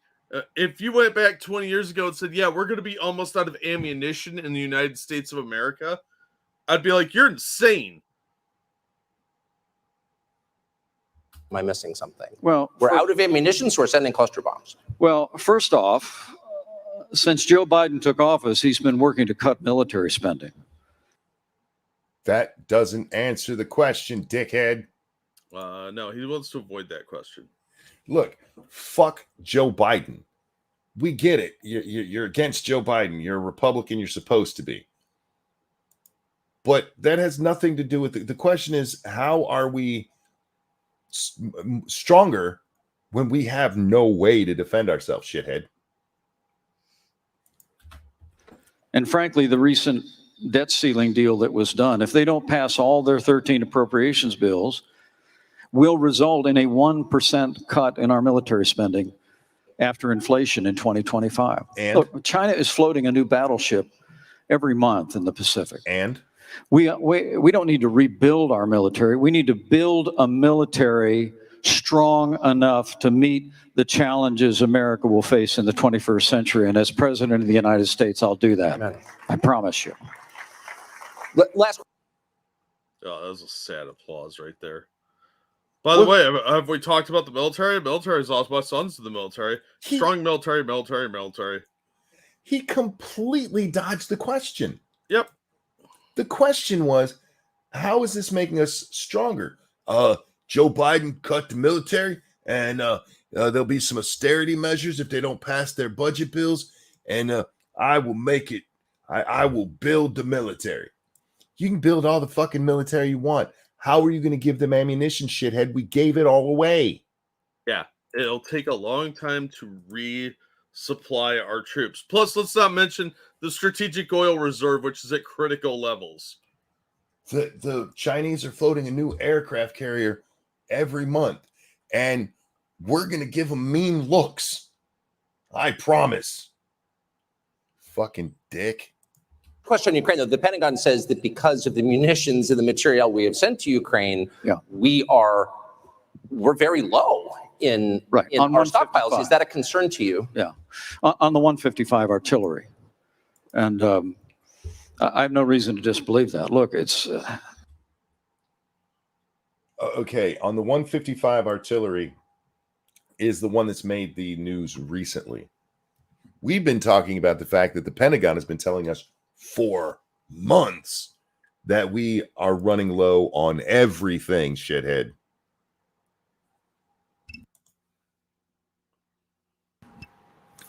We are giving away our artillery. First of all, that's no big deal. Don't worry about fucking artillery. What about one type of ammo? What about all the stingers and all of the missiles that we've given them? All of the shit that we've given them defensively that weirdly have a shit ton of offensive capabilities that we don't have the stuff to replace. Yeah, not to mention all the small arms ammo and all that stuff takes up a ton of time to replace. Mm-hmm. And it's going to be kind of difficult, especially with China, by the way, limiting several of the rare earth minerals that are being sold to us because they can do that. Did you see those articles? I haven't. Yeah, they're limiting some of the rare earth minerals that are used in critical microchips for our guidance systems for weapons. This isn't the end of World War II, where United States war production is at an all-time high, and we were turning shit out so fast we actually couldn't even use it all, Jack. We had a surplus at the end. Oh, yeah, we had massive surpluses, but, we're not in that capability right now, and it would take us years to build up to it again. Yeah, absolutely. And that's dangerously stupid. The answer, though, is not to shrink from America's role as leader of the free world. The answer is to invest in our national defense. I really do believe that. Look, remember. God damn. This is why I brought up the end of World War II, Jack. At the beginning of World War II, we were just like most countries except for Great Britain. We didn't have a lot of shit. We had to ramp it up. And it's fine to say we got to invest. That's fine. But it's not like you get into office and you pass a bill to spend a bunch of money buying a bunch of new ammunition, and the next day you're going to have it. It's going to take years to rebuild those supplies. Mm-hmm. The question is, how are we stronger right now, shithead? We're not. Period. Paragraph. Which, by the way, I've never heard anybody say it that way before. No, I haven't either. That's retarded, Mike. In a year and a half, and again, we have a strong disagreement on Well, I'm not sure we do. That's okay. Well, that'd be great if we didn't. What a little shitbag. But let me say to you, we've made real progress there. Look, a year and a half ago, Russia had the second most powerful military in the world. Today, they have the second most powerful military in Ukraine. All right? One person clapped. Yeah. They have the second most powerful military in Ukraine. You mean the military, the second most powerful military that blew up our military vehicles that we gave Ukraine? Those guys? Shh, don't talk about that. Oh, hang on real quick. Thank you, Keldrig. If Ukraine survives this war, they're going to point all their guns at us because that's what happens every time we give guns to other countries. Yep. Yeah, because we don't really vet people or have forethought. So, yeah, it won't surprise me at all. That's progress. That's progress. And that's a result of what the United States and our allies have invested. But let me say one thing about Joe. Can I say one thing about Joe Biden on this? Okay. And I've been critical of him. Look, our administration came in, and the Obama-Biden administration had refused to give military support and resources to Ukraine.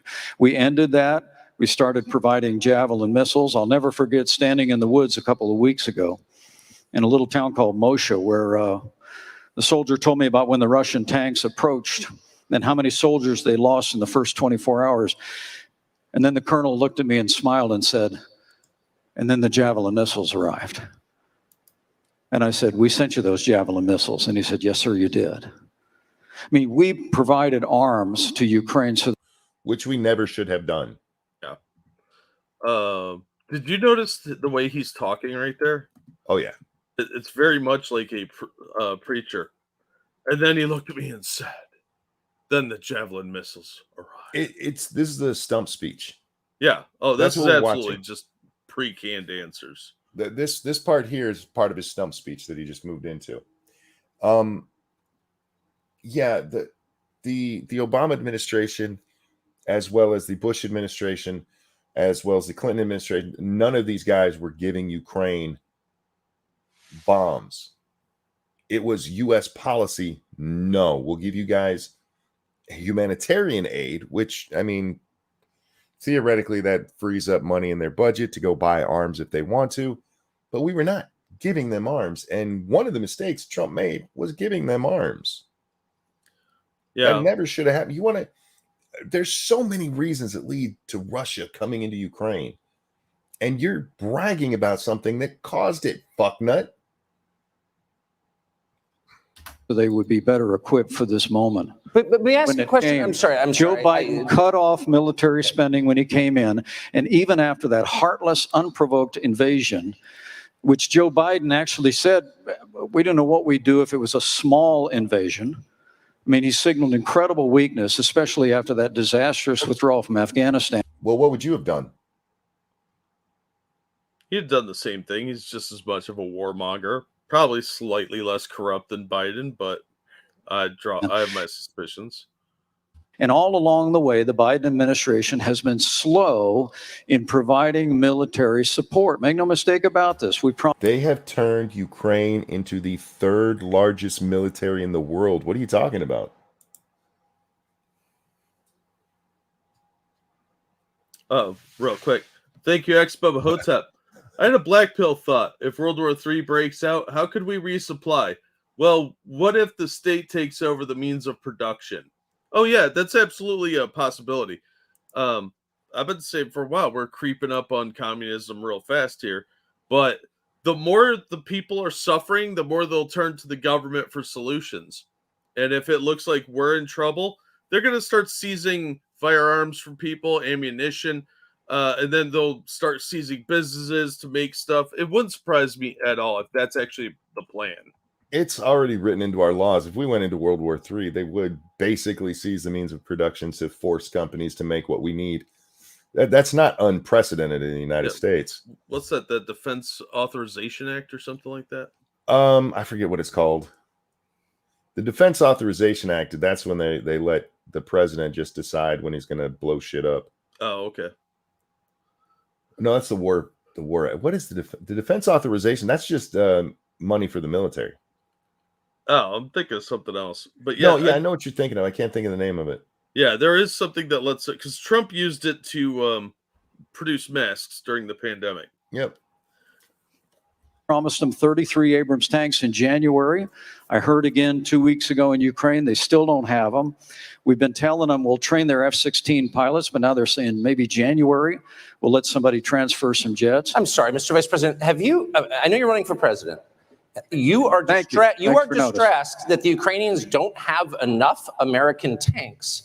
Every city in the United States has become much worse over the past 3 years. Yeah. Drive around. There's not one city that's gotten better in the United States. And it's visible. Tucker just got a bigger applause than all of Mike Pence's put together. Yeah. No, well, minus the one about his kid. No, I would argue this was bigger, but nobody's booed Tucker yet either. And there's not one city that's gotten better in the United States. And it's visible. Our economy has degraded. The suicide rate has jumped. Public filth and disorder and crime have exponentially increased. And yet your concern is that the Ukrainians, a country most people can't find on a map, who've received tens of billions of U.S. tax dollars, don't have enough tanks. I think it's a fair question to ask, like, where's the concern for the United States in that? Well, it's not my concern. The United States is not your concern? Excuse me? What did, oh, hang on. Order and crime have exponentially increased. And yet your concern is that the Ukrainians, a country most people can't find on a map, who've received tens of billions of U.S. tax dollars, don't have enough tanks. I think it's a fair question to ask, like, where's the concern for the United States in that? Well, it's not my concern. Okay. In fairness to him, that comes off really bad. Yeah, I would just run that as an ad right there, where end it right where he says, that's not my concern. Because it sounds like he's saying, if you took just that context right there, it makes it sound like he cares more about Ukraine than the United States. But in fairness to Mike, Tucker said you are concerned about Ukraine, and that's what he's saying is not his concern. That is just him answering very, very badly. Fuck. That's why I wanted to hear it back, because I'm like, there's no fucking way he said that. Thank you, Frank. This is the clip I saw. I was dumbfounded by his answer. I thought this is what you were waiting for. No, I hadn't seen this part yet. Yeah, this is the best clip going around because it's the one everybody's talking about. And but it is out of context because, again, listen to what Tucker says. Yet your concern is that the Ukrainians. That's what he's answering. Your concern is the Ukrainians. A country most people can't find on a map, who've received tens of billions of U.S. tax dollars, don't have enough tanks. I think it's a fair question to ask, like, where's the concern for the United States in that? Well, it's not my concern. Tucker, I've heard that routine from you before, but that's not my concern. I'm running for president of the United States because I think this country's in a lot of trouble. I think Joe Biden has weakened America at home and abroad. And as President of the United States, we're going to restore law and order in our cities. We're going to secure our border. We're going to get this economy moving again. And we're going to make sure that we have men and women on our courts at every level that will stand for the right to life and defend all the God-given liberties enshrined in our Constitution. Anybody that says that we can't be the leader of the free world and solve our problems at home has a pretty small view of the greatest nation on earth. It's not our job to police the world. But he's stuck in that 1980s mentality. We can do both. And as President of the United States, we will secure our border, we will support our military, we will revive our economy and stand by our values, and we will also lead the world for freedom under my administration. I promise you. Amen. Vice President Mike Pence, thank you very much. Thank you, Tucker. Thank you. Thank you. Oh, did you see that look he gave him? Yeah. Oh, wait. Very Let's much. pause it there. Thank you, Tucker. No, right Thank here. you. There. You son of a bitch. Oh my God.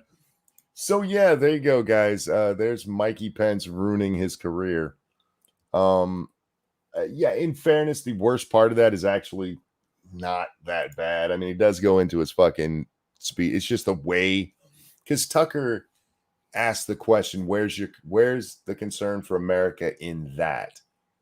And what he was answering, because your concern is, and he's saying that isn't my concern. Horrible look, but not what he's saying. All of his opponents are going to clip that, so it says, "Where's the concern for America?" And that he's like, "That's not my concern." That's it. That's going to be a 2-second clip, and that he might as well have gone, "Yeah," like Howard Dean. You know, I saw somebody talking about the Howard Dean yell the other day. That was not the end of Howard Dean's campaign. What led to the yell was the end of his campaign. Oh yeah, but everybody remembers the yell. Yeah, because it was so widely played because he looked like an idiot. Of all the things he said here, though, again, when taken in context, that one I'm okay with. He goes into his standard stump speech right after, but like the stuff with Ashley Babbitt. So he's asked who died that day, and he goes, Ashley Babbitt comes to mind. And Tucker says, well, what do you think about that? And he says, it's a tragedy. And then immediately goes in to talking about how he was upset that people broke windows and vandalized the Capitol that day. And Ashley Babbitt, the window gets broke, she comes through. This is how he lays this out. It was a tragedy she got shot. I hate broken windows. Look, you mean like the one she crawled through? Because that's a really bad look, sir. Yeah. No, he's just got talking points that he can't get away from. He's got to get to them. And he just like, I'll just throw some shit out and get to my canned response. And then people will love that because they love these canned responses, right? He can't improvise. He's not good at it. His overall answers on Ukraine were just horrible. Oh, yeah. He never does. And I really wish Tucker would have pressed him on it one more time. How are we safer? I understand you're going to pay, you want to give more money to the military, but you said we're safer. How are we safer now? Because that stuff's not going to be immediate. It's not going to come tomorrow. It's going to take years to rebuild stores. Yeah. It'll probably take 5-10 years. But no, the way it sounded to me was he wants to increase military spending so we could give more stuff to Ukraine. That's how it comes off. It comes off that way too, because that his concern is somehow lots of people that are on the Ukrainian side on this take this notion that we're safer if Ukraine wins. How? Because now we've armed Ukraine, one of the most corrupt countries on the planet. Yeah. I guess that's how it works. But they always go to this phantom war that'll come if Russia gets Ukraine. One, Russia's already offered to back out. They didn't even ask for the Donbass region in one of those. Did you know that, Jack? Yeah. All they asked for was stop persecuting Russians in the Donbass region.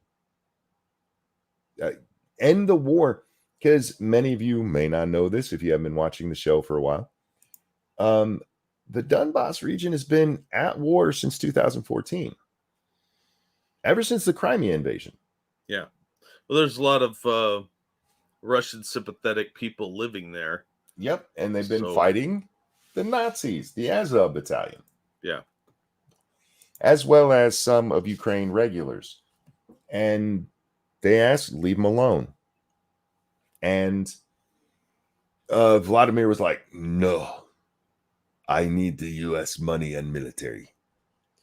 Yeah. If we were so worried about the Russians, we should have stopped the invasion of Crimea the first time, the very first thing. But nobody was that worried about it. They just sort of let it happen.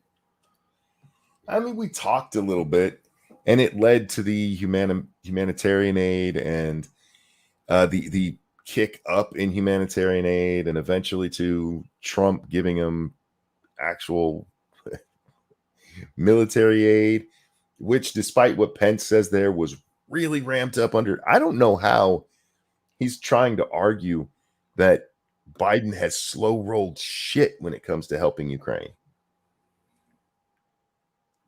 We haven't given them the Abrams. Can they, one, drive the Abrams? We trained a bunch of them, apparently, which is a horrible idea. And where are you going to put them? How many say 30? 30 Abrams versus the might of the Russian military. Maybe in the hands of the U.S. military with the might of the U.S. Air Force and naval pilots. The cruise missiles fired from our ships. Maybe. But we've already seen what they've done with what we've given them already. For all of the talk, all of the fucking talk about how many Russian tanks they destroyed and stuff, the Russians are still rolling. How are we suddenly like, they should have been done by now. For everything we've heard, they should have been done. We're still waiting on that sweet counteroffensive, monkey. No, that happened, and it screwed up. Talik, happy birthday, my friend. This is for you. And a 1 and a 2. Happy birthday to you. Happy birthday to you. Happy birthday, dear Talik. Happy birthday to you. Happy birthday, sir. Hope you had a good one. I really, really do. To be fair, the Abrams outclasses damn near every Russian tank on the market. Sure. How's it do against a MiG? Yeah, because we've been watching them explode on video for a little while now. Yeah. If it was just our tanks against their tanks, probably. Although I wouldn't trust their drivers without years of experience, because there's a reason they train and train and train and train and train. They actually go out to ranges and shit to learn how to drive the Abrams, Jack. I had a friend who was a gunner on a tank, on an Abrams. He fucking loved that thing. You could see it in his eyes. He's like Al Bundy, missing football, missing being able to fire that fucking thing. Yeah. So it doesn't help when you hit your own troops, side-eye Ukraine. Yeah. Look, man, Ukraine is a shit show. It's none of our business. And if we are really worried about them going to a NATO country, then we prop up the NATO country, not some shit fucking hole in the middle of this area that's just shit. The only reason for us to have any strategic value there is control of the Black Sea, or at least to keep the Black Sea open, because apparently Russia is going to close off the Black Sea. Oh, no. Sure, I guess.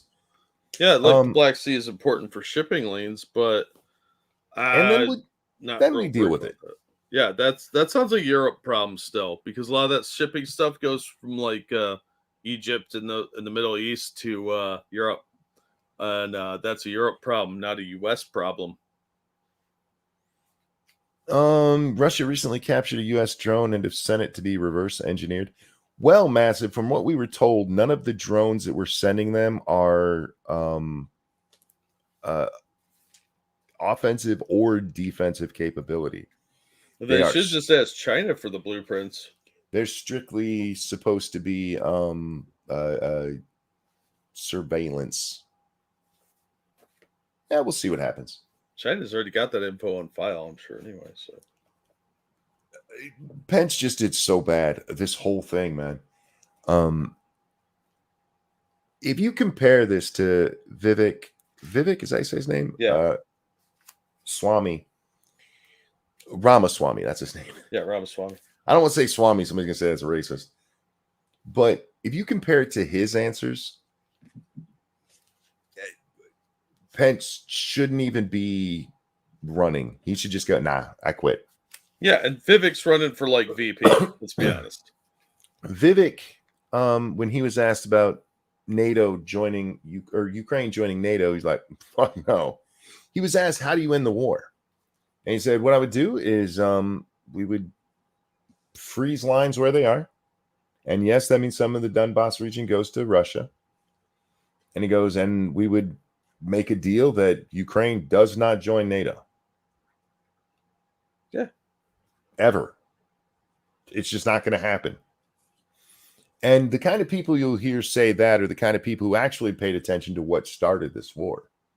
It's not just Russia wanting land. Russia wants the land. Let's not pretend that they don't. Oh, of course. If they could get all of Ukraine, we've talked about this. That's food. And Russia's a place that needs food. It'd be nice to have again in their own backyard. But what precipitated this was a whole lot of shit. Largely of our doing. Yep. And as well as, I've seen this lately, Jack. I don't know if you've seen it, where people are like, the pretext for fighting Nazis was just nonsense. No, it wasn't. It was in 2021 that I think it was ABC. Don't quote me on that. It was one of the major one of the major networks, ABC, CBS, or NBC. I forget which one. Ran an article ran a story. You can still find it if you search hard enough online about the Azov Battalion, about the Nazis in Ukraine. And then suddenly, a few months later, when Vlad rolls in, oh no, them Nazis aren't real. They don't exist. I don't know what you're talking about. They've been reformed. I saw that one. My favorite is Destiny's take. Destiny's take is that the Azov Battalion was pulled into the Ukrainian regulars, and all the Nazis were drummed out. That's why they're still wearing all those black sun patches. Yeah. They're all the Nazis are gone. Don't worry about it. To be honest, the whole neo-Nazi thing is a LARP. If you're talking about the Azov Battalion, they're not neo-Nazis. These are Nazis. These are old school Nazis. They are dyed in the wool. They come from a long line of Nazis. Nazis never went away in Europe. They went underground. And they pop their little heads up everywhere and they get bopped down, except for in Ukraine, where they were like, yes, come fight for us. The Russians are bad people. A Destiny take. It is my favorite take of his. I fucking love it. It's funny as shit every time he says it. No, they brought him in. They got rid of all the Nazis. Yeah? How? Oh, they asked him if they were Nazis, and if they said yes, they told him they couldn't be in the military. How'd they get rid of them? I have to point out, Nazi in Eastern Europe does not mean anti-Jew because of the brutality of the Eastern Front. Ruskies take it as anti-Russian. I'm not going by what the Russians take. I'm going by like our news stories done on it. Several of them over many years. Shit nobody cared about.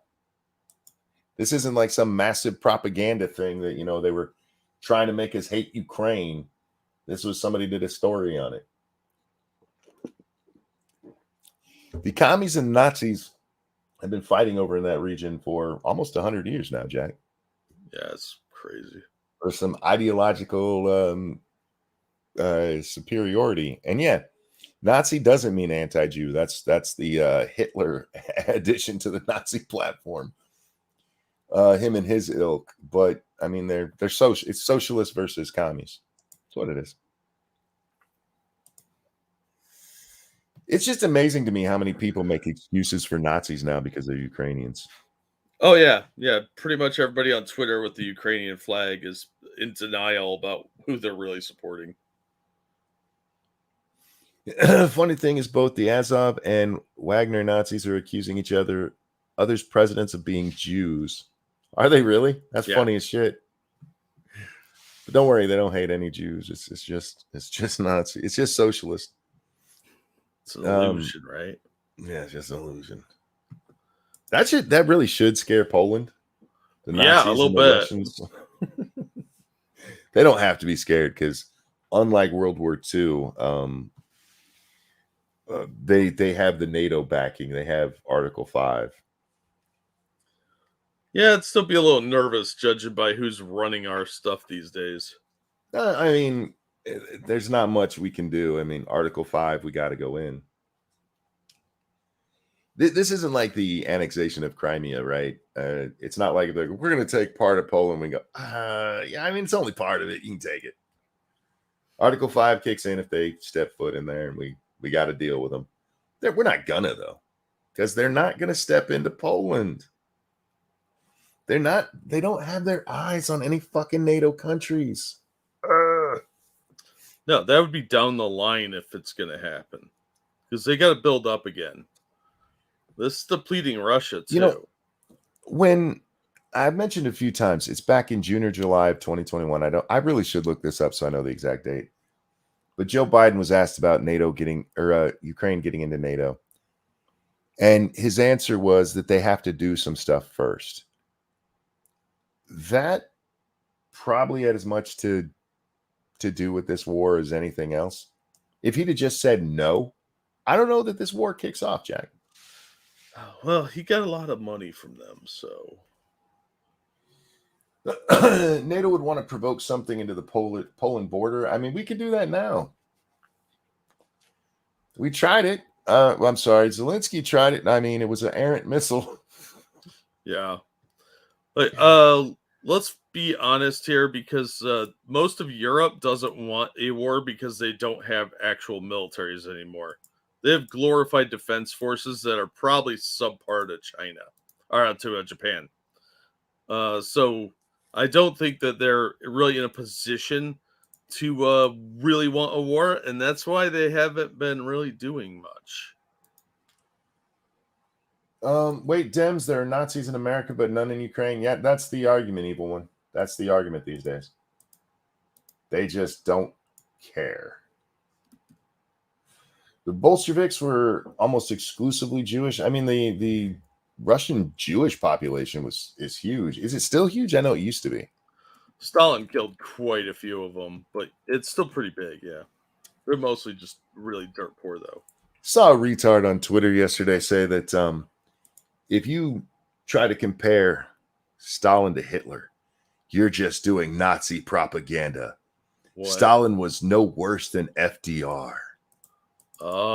That's dumb. That's really dumb. I don't think highly of FDR. No, he was a piece of shit.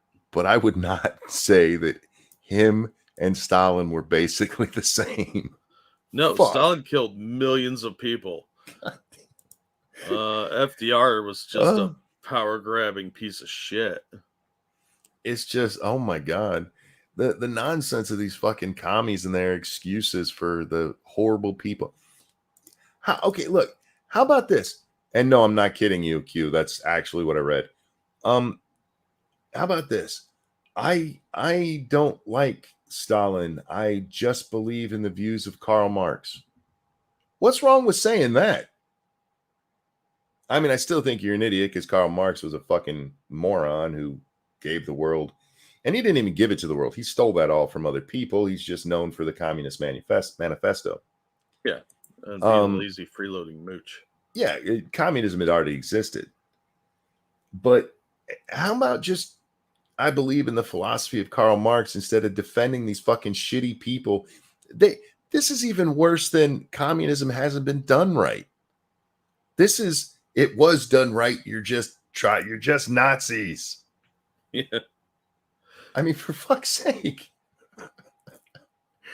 My God. What's They'll wrong do with these- anything to make excuses. for a fucking murderous shitbag. Yeah, but he's one of theirs. It's like what they did with Che Guevara. They're gonna minimize anything he did because they just love the idea of what he stood for and what he would say, not what he actually did. Che was a wonderful revolutionary. Unless you were black or gay or a writer or A Cuban. Cuban or breathing. Yeah, Che was a shitbag, and all of those fucking idiots that wear their little shirts. I don't believe in political prosecution, Jack, but I do think there should be a law that you're allowed to hit them.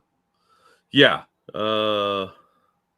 just for the fact that they have no idea what they're advertising. Yeah, it's a stupid tax. Yeah. Oh yeah, dude, fucking idiots. You know what I find surprising about that, Jack? These idiots will all wear those shirts, but when was the last time you saw them in a Castro shirt? Where's the red Castro silhouette? Where's that shirt? You can't have Che without Castro. Yeah, well, they do worship Castro too. Oh, but they don't wear his shirt, man. Yeah, that's because they know he killed a lot of people. So did Che. Yeah, well, Che was his right-hand man, of course. So it's weird the people they decide to put on. Where's their Mao shirts? Where are their Stalin shirts? Oh, yeah, they probably disappeared from the picture.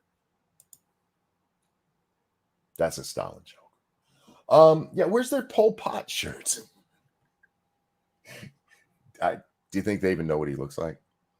Probably not. Probably not. History's not really their strong suit. Oh. No, they listen only to like Pac-Man show and TYT. These people aren't educated. They're just followers. Man, I've still been watching the fallout from Anna and Chank disagreeing that women should be called anything other than women. It's amazing to me that this has become this big. I saw somebody the other day that all of TYT, there's still some good people on there. Thank you. Communist stealing from other people. Perish the thought. I know, right? I'm shocked too. There's still some good people on TYT. Some of the shows, some of their hosts, but for the most part, they become a right-wing grift. What? Because they believe women are real. How far left are you that TYT is right-wing? Imagine the Overton window when TYT is right wing. That's when like Chairman Mao's going, hey, maybe you should dial it back a little. Right? Oh my God, these fucking people. But guys, we're going to wrap up here. So just to touch on Pence one more time. Look, Pence didn't have a chance in hell in this race anyway. Yeah. I really did like Vivek's performance with Tucker, although he did seem a little overly excited. I think he's nervous. He's not used to this much. It's not to me that he seemed nervous, Jack. It almost felt like he thought this was his only chance to get every thought he has out. Well, I mean, have you seen his budget? I mean, it's not like he's going to get a lot of commercials. He could probably end up on Tucker's show and get a huge bump. Yeah. But he just came off. His answers were pretty good. Pretty good. Yeah, I like him. DeSantis was too much in campaign mode. He should have pulled back a little bit and just had a discussion. I told the audience, Jack, I don't think he helped or hurt himself here. It was okay. There's DeSantis. Mike Pence. He might have to go into hiding And not because anybody will be mean to him or hurt him, but just out of shame. He should be ashamed of this performance. Yeah, it was terrible. Who's this Rama guy? His name is Vivek Ramaswamy. Vivek, I think. Rama Swamy. SWAMY. Ramaswamy. He's a billionaire who's decided to throw his hat into the race a la Donald Trump without the name recognition. Yeah. I can't vote for him because he has a better tan than I'll ever have. I refuse to vote for people who don't burn in the sun. And well, he's Indian, so yeah, and they just don't burn in the sun. Black people burn in the sun. I don't know why Indians don't. I'll vote for a black man. I can't. No, I'm gonna get in so much trouble. Yeah, you walk yourself into that one. I can't vote for him because he's a populist candidate who's coming up. He's saying the right things, but he has the same problem that Trump had. He can get elected. Let's say he gets elected. Hey, fuck, Jack. Let's say my vote puts him over the win, despite my problems with not being able to get a tan. He's going to be going in there, and it's not the same as running a company that you built, that you hired everybody. You have hundreds of people that you have to pick to do your bidding. And the truth of the matter is, all he's going to do is end up getting the same kind of people that Trump did, because he's going to have to go and find advisors. Who should I get? And they're going to advise him to get people who are the same shitbags who are already in there. The difference between him and a DeSantis coming in is that at least DeSantis is already within the system. And I know this sounds bad, okay? I'm not excusing the system here. Part of the problem with our bloated government is this very thing. But he already knows how it runs. He already has people in place. He'll already know some of the names to be like, no, you're a shitbag, or all right, you're tolerable, instead of just having to rely solely on other people going, okay, this would be a good guy for the FBI. You know what I mean? Yeah. He's coming in blind, completely blind. I think Vivek is a VP choice. I like Vivek. I'd like to see more of him. I'd like to see him, if what he's saying, if he honestly believes it, please stay on the stage. Please. We need more people talking like him. Yeah, I think if Trump's were to take him as VP choice, they would do pretty well. He would. A VP choice would be a great thing for him, because unfortunately, guys, in politics, you do need some of those inside connections.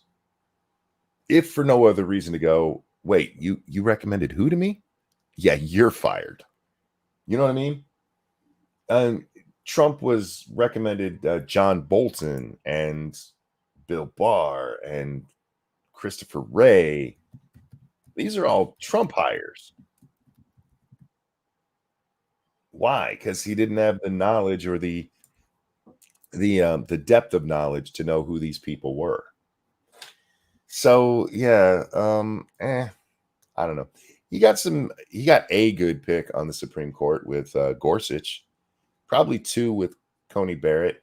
I'll still defend Kavanaugh against the shit that they said about him, but I think he's probably going to turn out to be a bad pick. It's what we've seen so far. Yeah. He's middle at best. So, but yeah, I would like somebody like Vivek. I wish we had a small enough government where you could have a guy go, you know what? I've conquered the business world. I'm going to throw my hat into politics. Let's see how this turns out. And he gets elected, and he can get in there and actually get shit done, and not have the Joint Chiefs of Staff working against him, ignoring his orders. Every fucking one of them should have been brought up on court-martial. How many of them got in trouble for it? None. Not a fucking one. Trump's biggest problem, and this is not talking about his policy, but his biggest problem was that, yeah, he was an outsider. And that is such a weird thing to say. being a Washington outsider is fine as long as you have a political system around you. It's not like Trump could fire everybody and hire the people that were on The Apprentice with him, you know? I mean, he tried that with that one nasty chick. But I don't know if you watched The Apprentice. There was that one blonde lady that was him in the first several seasons.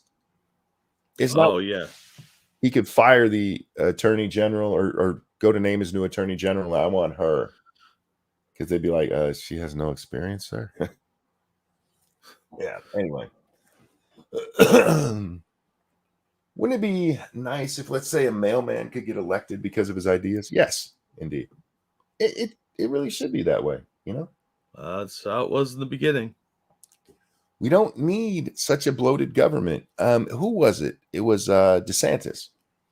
In DeSantis's one answer, he's talking about coming in, and he mentions, you know, just the hundreds of cabinet, or not even cabinet posts, but the number of people that the president has to nominate to get their position. And it's in the like hundreds. We shouldn't have that many that have to be nominated by the president. No, a lot of these positions could probably just be eliminated anyway. Mm-hmm. And all we do is add more and more and more. Mm-hmm. Government's job is to grow, like any living creature. Trump's problem was uniparty scumbags.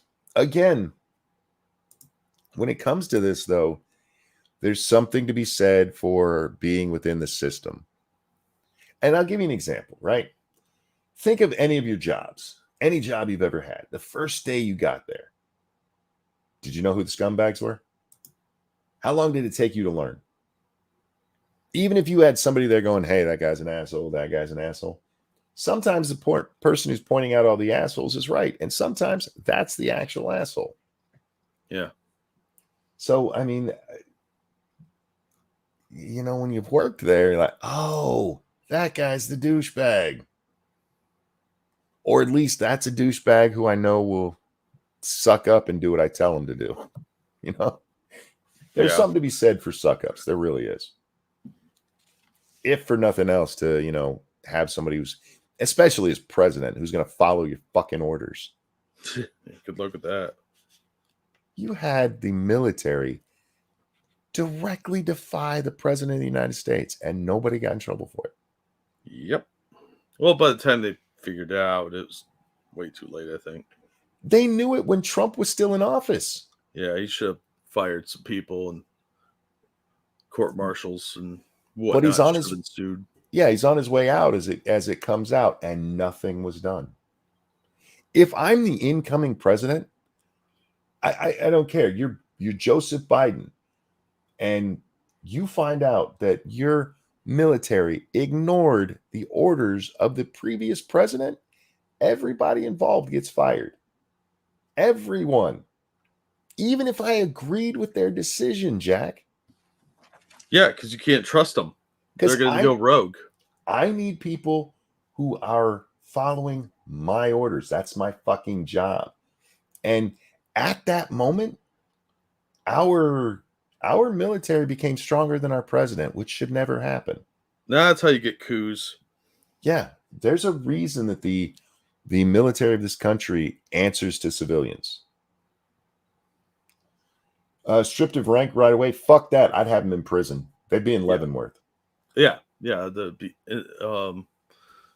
What's insubordination in the military? Insubordination. Oh. I would brand them traitors, honestly.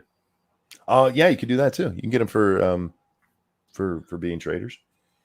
You can get them for conduct unbecoming. Yeah. If you're in charge and somebody does that, you have to throw the entire fucking book at them. I don't care if it's parking violations, just to set an example for all their future replacements that, hey, this is unacceptable completely. They would be breaking rocks in Leavenworth for the rest of their natural lives. Yeah. I wouldn't put them in front of a firing squad because I would want them to suffer. Yeah, they have to be seen as not a martyr, but as an example of what never to do. Because if you kill them, then they're martyrs. Like, oh, they were so devoted to the freedom and stopping this fascist, blah, blah, blah. No, You want them to be publicly humiliated to where they're clowns. Again, I don't know how, as the incoming president, you don't fire them. Because he's corrupt too. But again, okay, you're corrupt, right? You have this military that's already disobeyed direct orders. Dude Why can't would find you his way want off a that? stage, man. How's he gonna fucking fire anyone? Well, even, okay, forget whoever you think is in charge. Why would you keep them? It doesn't matter which, entity it actually is. Whoever's pulling the strings, you want somebody who says yes when you say yes. Yeah, I don't know, man. That shows how bloated and worthless a lot of politicians are and their bureaucratic sidekicks. Yeah. So anyway, guys, we're gonna wrap up here. Thanks for coming along. I won't be back till Friday. There may be a short here or there, but for anybody, oh, you said that yesterday. I won't have the ability. I just don't have a way to do it. So Friday should be my return. I'll be back Thursday, Jack, but we're driving straight through. So you're gonna be exhausted. Yeah, we should get home, depending on what time we leave, between 7 and 9. On a long day on the road, I'm probably going right to sleep. If I, don't get much sleep that night, maybe I'll do one Thursday into Friday, but right now, Friday into Saturday is the expected date. Thank you guys for coming and hanging out. Thank you for the donations. Really do appreciate it. Jack, anything you want to show? No, I haven't done anything. I'm gonna be working on videos tomorrow. So I might do a stream sometime in the afternoon or early Sunday, but that's about it. I really wish I could go over a couple of more of these. I would even do like the DeSantis one and the Vivek one if I had time, but they did this right as I'm going into vacation, dicks. Yeah.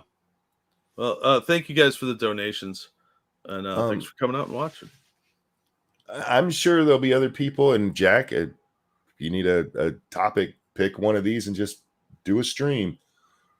But I would recommend everybody go watch them.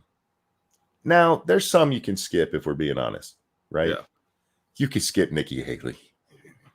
Well, talk about no chance. You could skip Asa Hutchinson. Oh my God. Did you watch that? That dude's a fucking idiot. I haven't seen any of it. Like I said, I've named the ones I've seen, very few. Yeah. There were a lot of people that ended their political careers today. I do highly recommend the Vivek one because it was good. But yeah. Have fun on your show. Oh, thank you guys, everybody who's wishing me well on my trip. I'll have a good time. It's always fun there.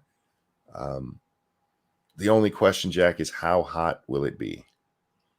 It'll be so hot that eggs will fry on your engine. I have no idea what the temperature is supposed to be like. Typically, it's titty sweating hot there. So. Oh yeah. Yeah. Oh yeah. Yeah. Who the hell's Asa Hutchinson? He's the former governor of Arkansas.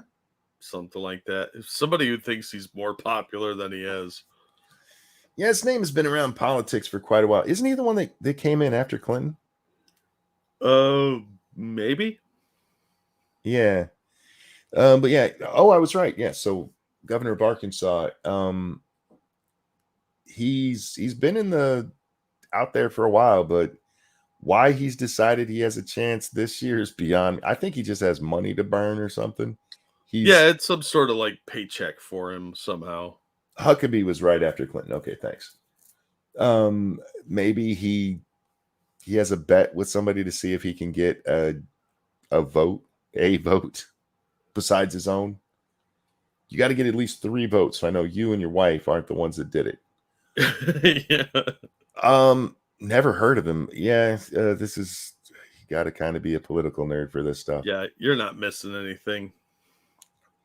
But yeah, I do recommend Vivek Ramaswamy's, and I even do recommend the DeSantis one, just because DeSantis is the only one you're going to see on that stage that has a chance besides Trump. Did Trump go there? I don't think so. I didn't think he did either.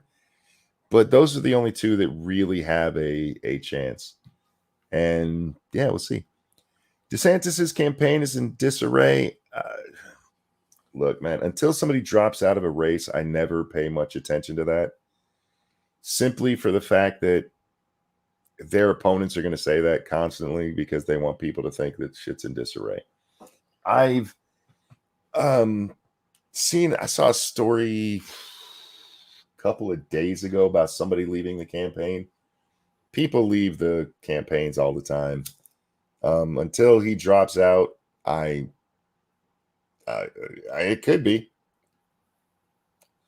in disarray, or it could be hopping along fine, and Trump fans just want people not to like Ron DeSantis' chances.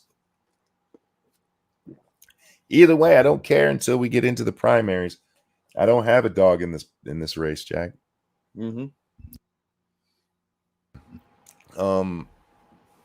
Frankly, yeah, why not? I'm going on vacation. Frankly, I don't see how anybody's supporting Trump right now. Just being honest with you. Yeah. A lot of these, I think there's a large population that doesn't know who to vote for because they don't like any of these guys.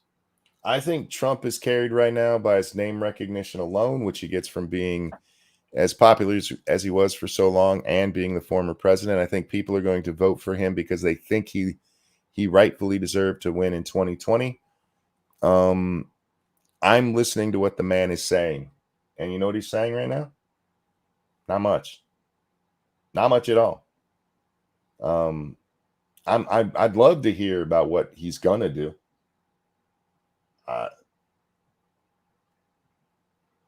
Anyone?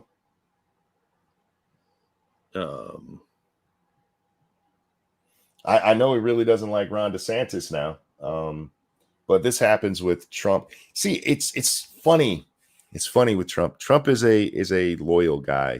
You got to be loyal to me guy. And if you're not, if he gets even a hint of disloyalty, he will absolutely destroy you. And then when you're politically expedient to him again, he will be right there up your nutsack until it's time to tear you down again. Mm-hmm. And it is shocking to me that more people don't pay attention to that about the man. Because people just rip into whoever he rips into. Like, really? Really? That's not to say the people are good or there's not stuff to criticize about him. But Trump's fans. Oh, this is really going to get me in trouble. Trump's fans are basically your woke righties right now. It doesn't matter what reality is. It only matters what Trump says. And that's fine. Hey, it's your vote. I don't give a shit. But I'm just going to throw this out there. We're a long way from summer of next year, which is when this thing will wrap up. And maybe Trump will be the one standing on top, Jack. Maybe he won't. We'll see what happens. But with that, guys, we'll see y'all next time. Jack, pleasure as always. Always glad to be here. Take care, guys. I'll see you next Friday. Bye, everybody. That's even true if I come back for the Thursday show, because technically it'll be our Friday show.